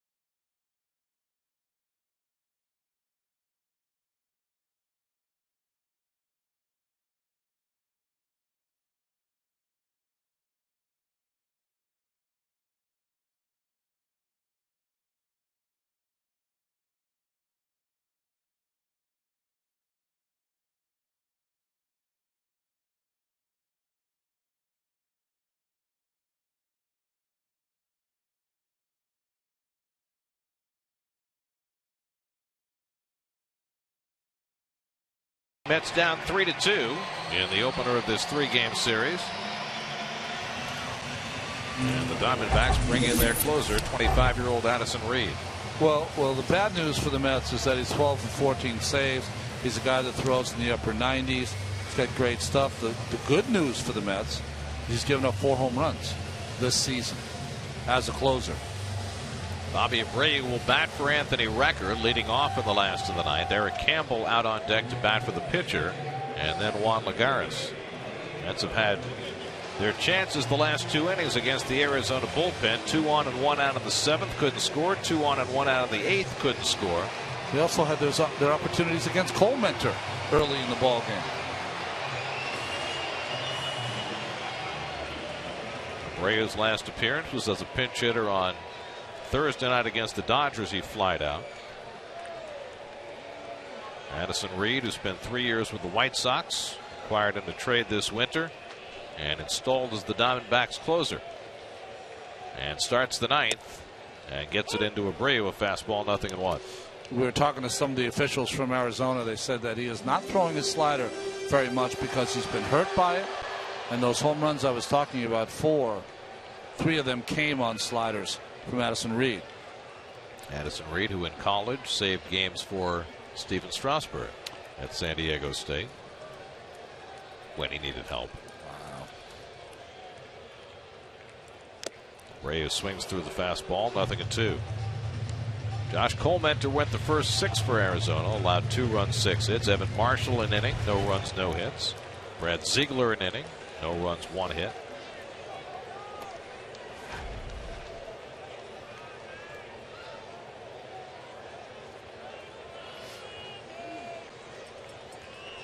Now Reed ahead on Abreu, 0-2, with Eric Campbell on deck to pinch hit.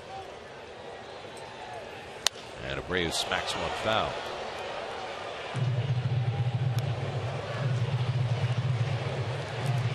Mets are 6-11 in 1-run games this year. The Diamondbacks, despite their poor record, are 7-6 in 1-run games.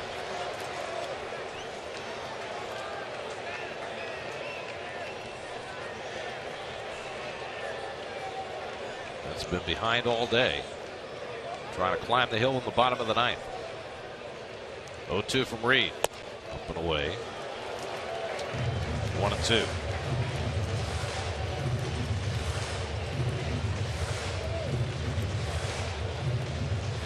Last year, the Diamondbacks, despite only finishing .500, had more 1-run wins than any team in the majors.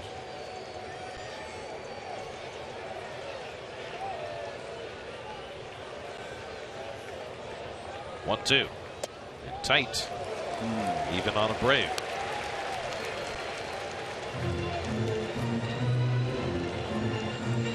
Reed saved 40 games for the White Sox last year. He was on the mound when that one game where the pop-up by a Mets hitter was going to end the game, and Gordon Beckham missed it. It fell. And you had someone there, too. 2-2. Ball 3. Now Abreu's not going to chase. His whole career has been predicated on swinging at strikes and drawing walks. And people always talk about how we quicken up the games. Just start the count at 3-2 on Bobby. It always ends up there anyway. Drawn more walks than any active player. Mets would settle for that to start this ninth inning.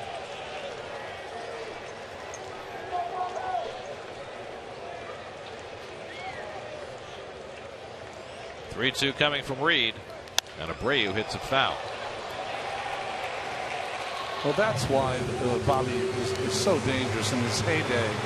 What made him one of the better players is that pitch, a pitcher's pitch, he has the ability to foul off until he gets a pitch he can handle.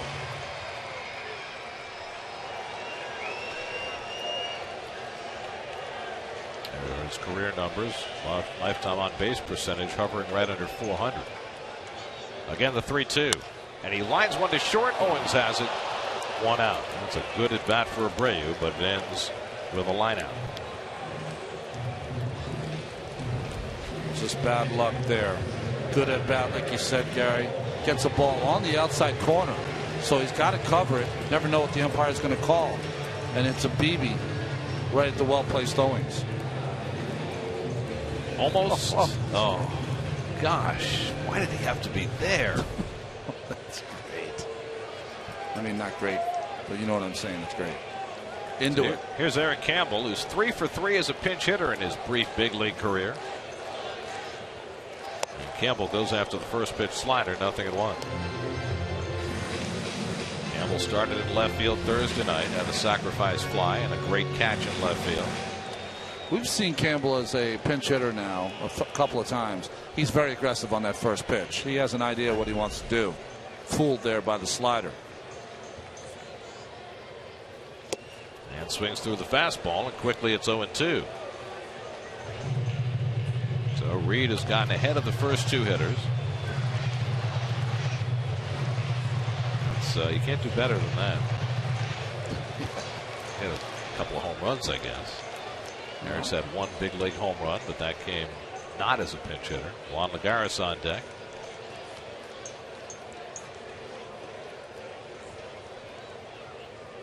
Here's the 0-2, and Campbell hits it in the air to right.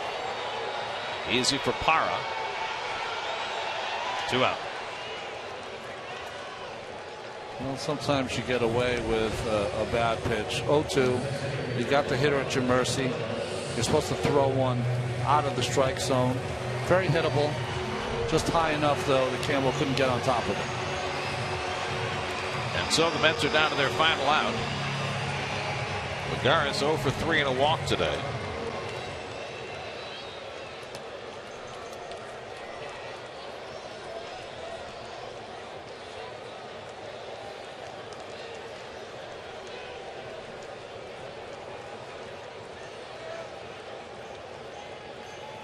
And Juan takes a strike.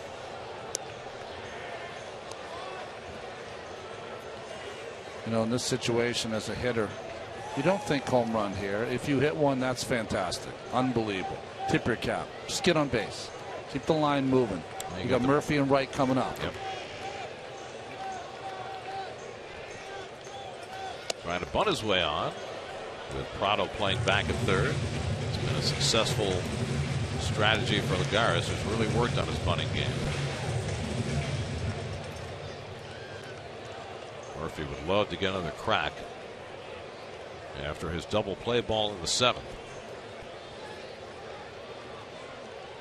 1-1 from Reed to Lagares, and he lays off the slider. 2-1. It's the one opportunity, if you've been seeing the reports, that Addison Reed's been throwing a lot of fastballs. So if you look Lagares, you can look middle of the plate in. Try to have an extra base hit. They're playing deep in the Arizona outfield. Trying to cut down on the possibility of a double. 2-1 from Reed. And Lagares pops it up. Parra coming in. Plenty of time to get under it. And the ball game comes to an end. 3 scoreless innings from the Arizona bullpen to secure a 1-run victory for Josh Colmenter as the Mets bypass some late inning chances and drop the opening game.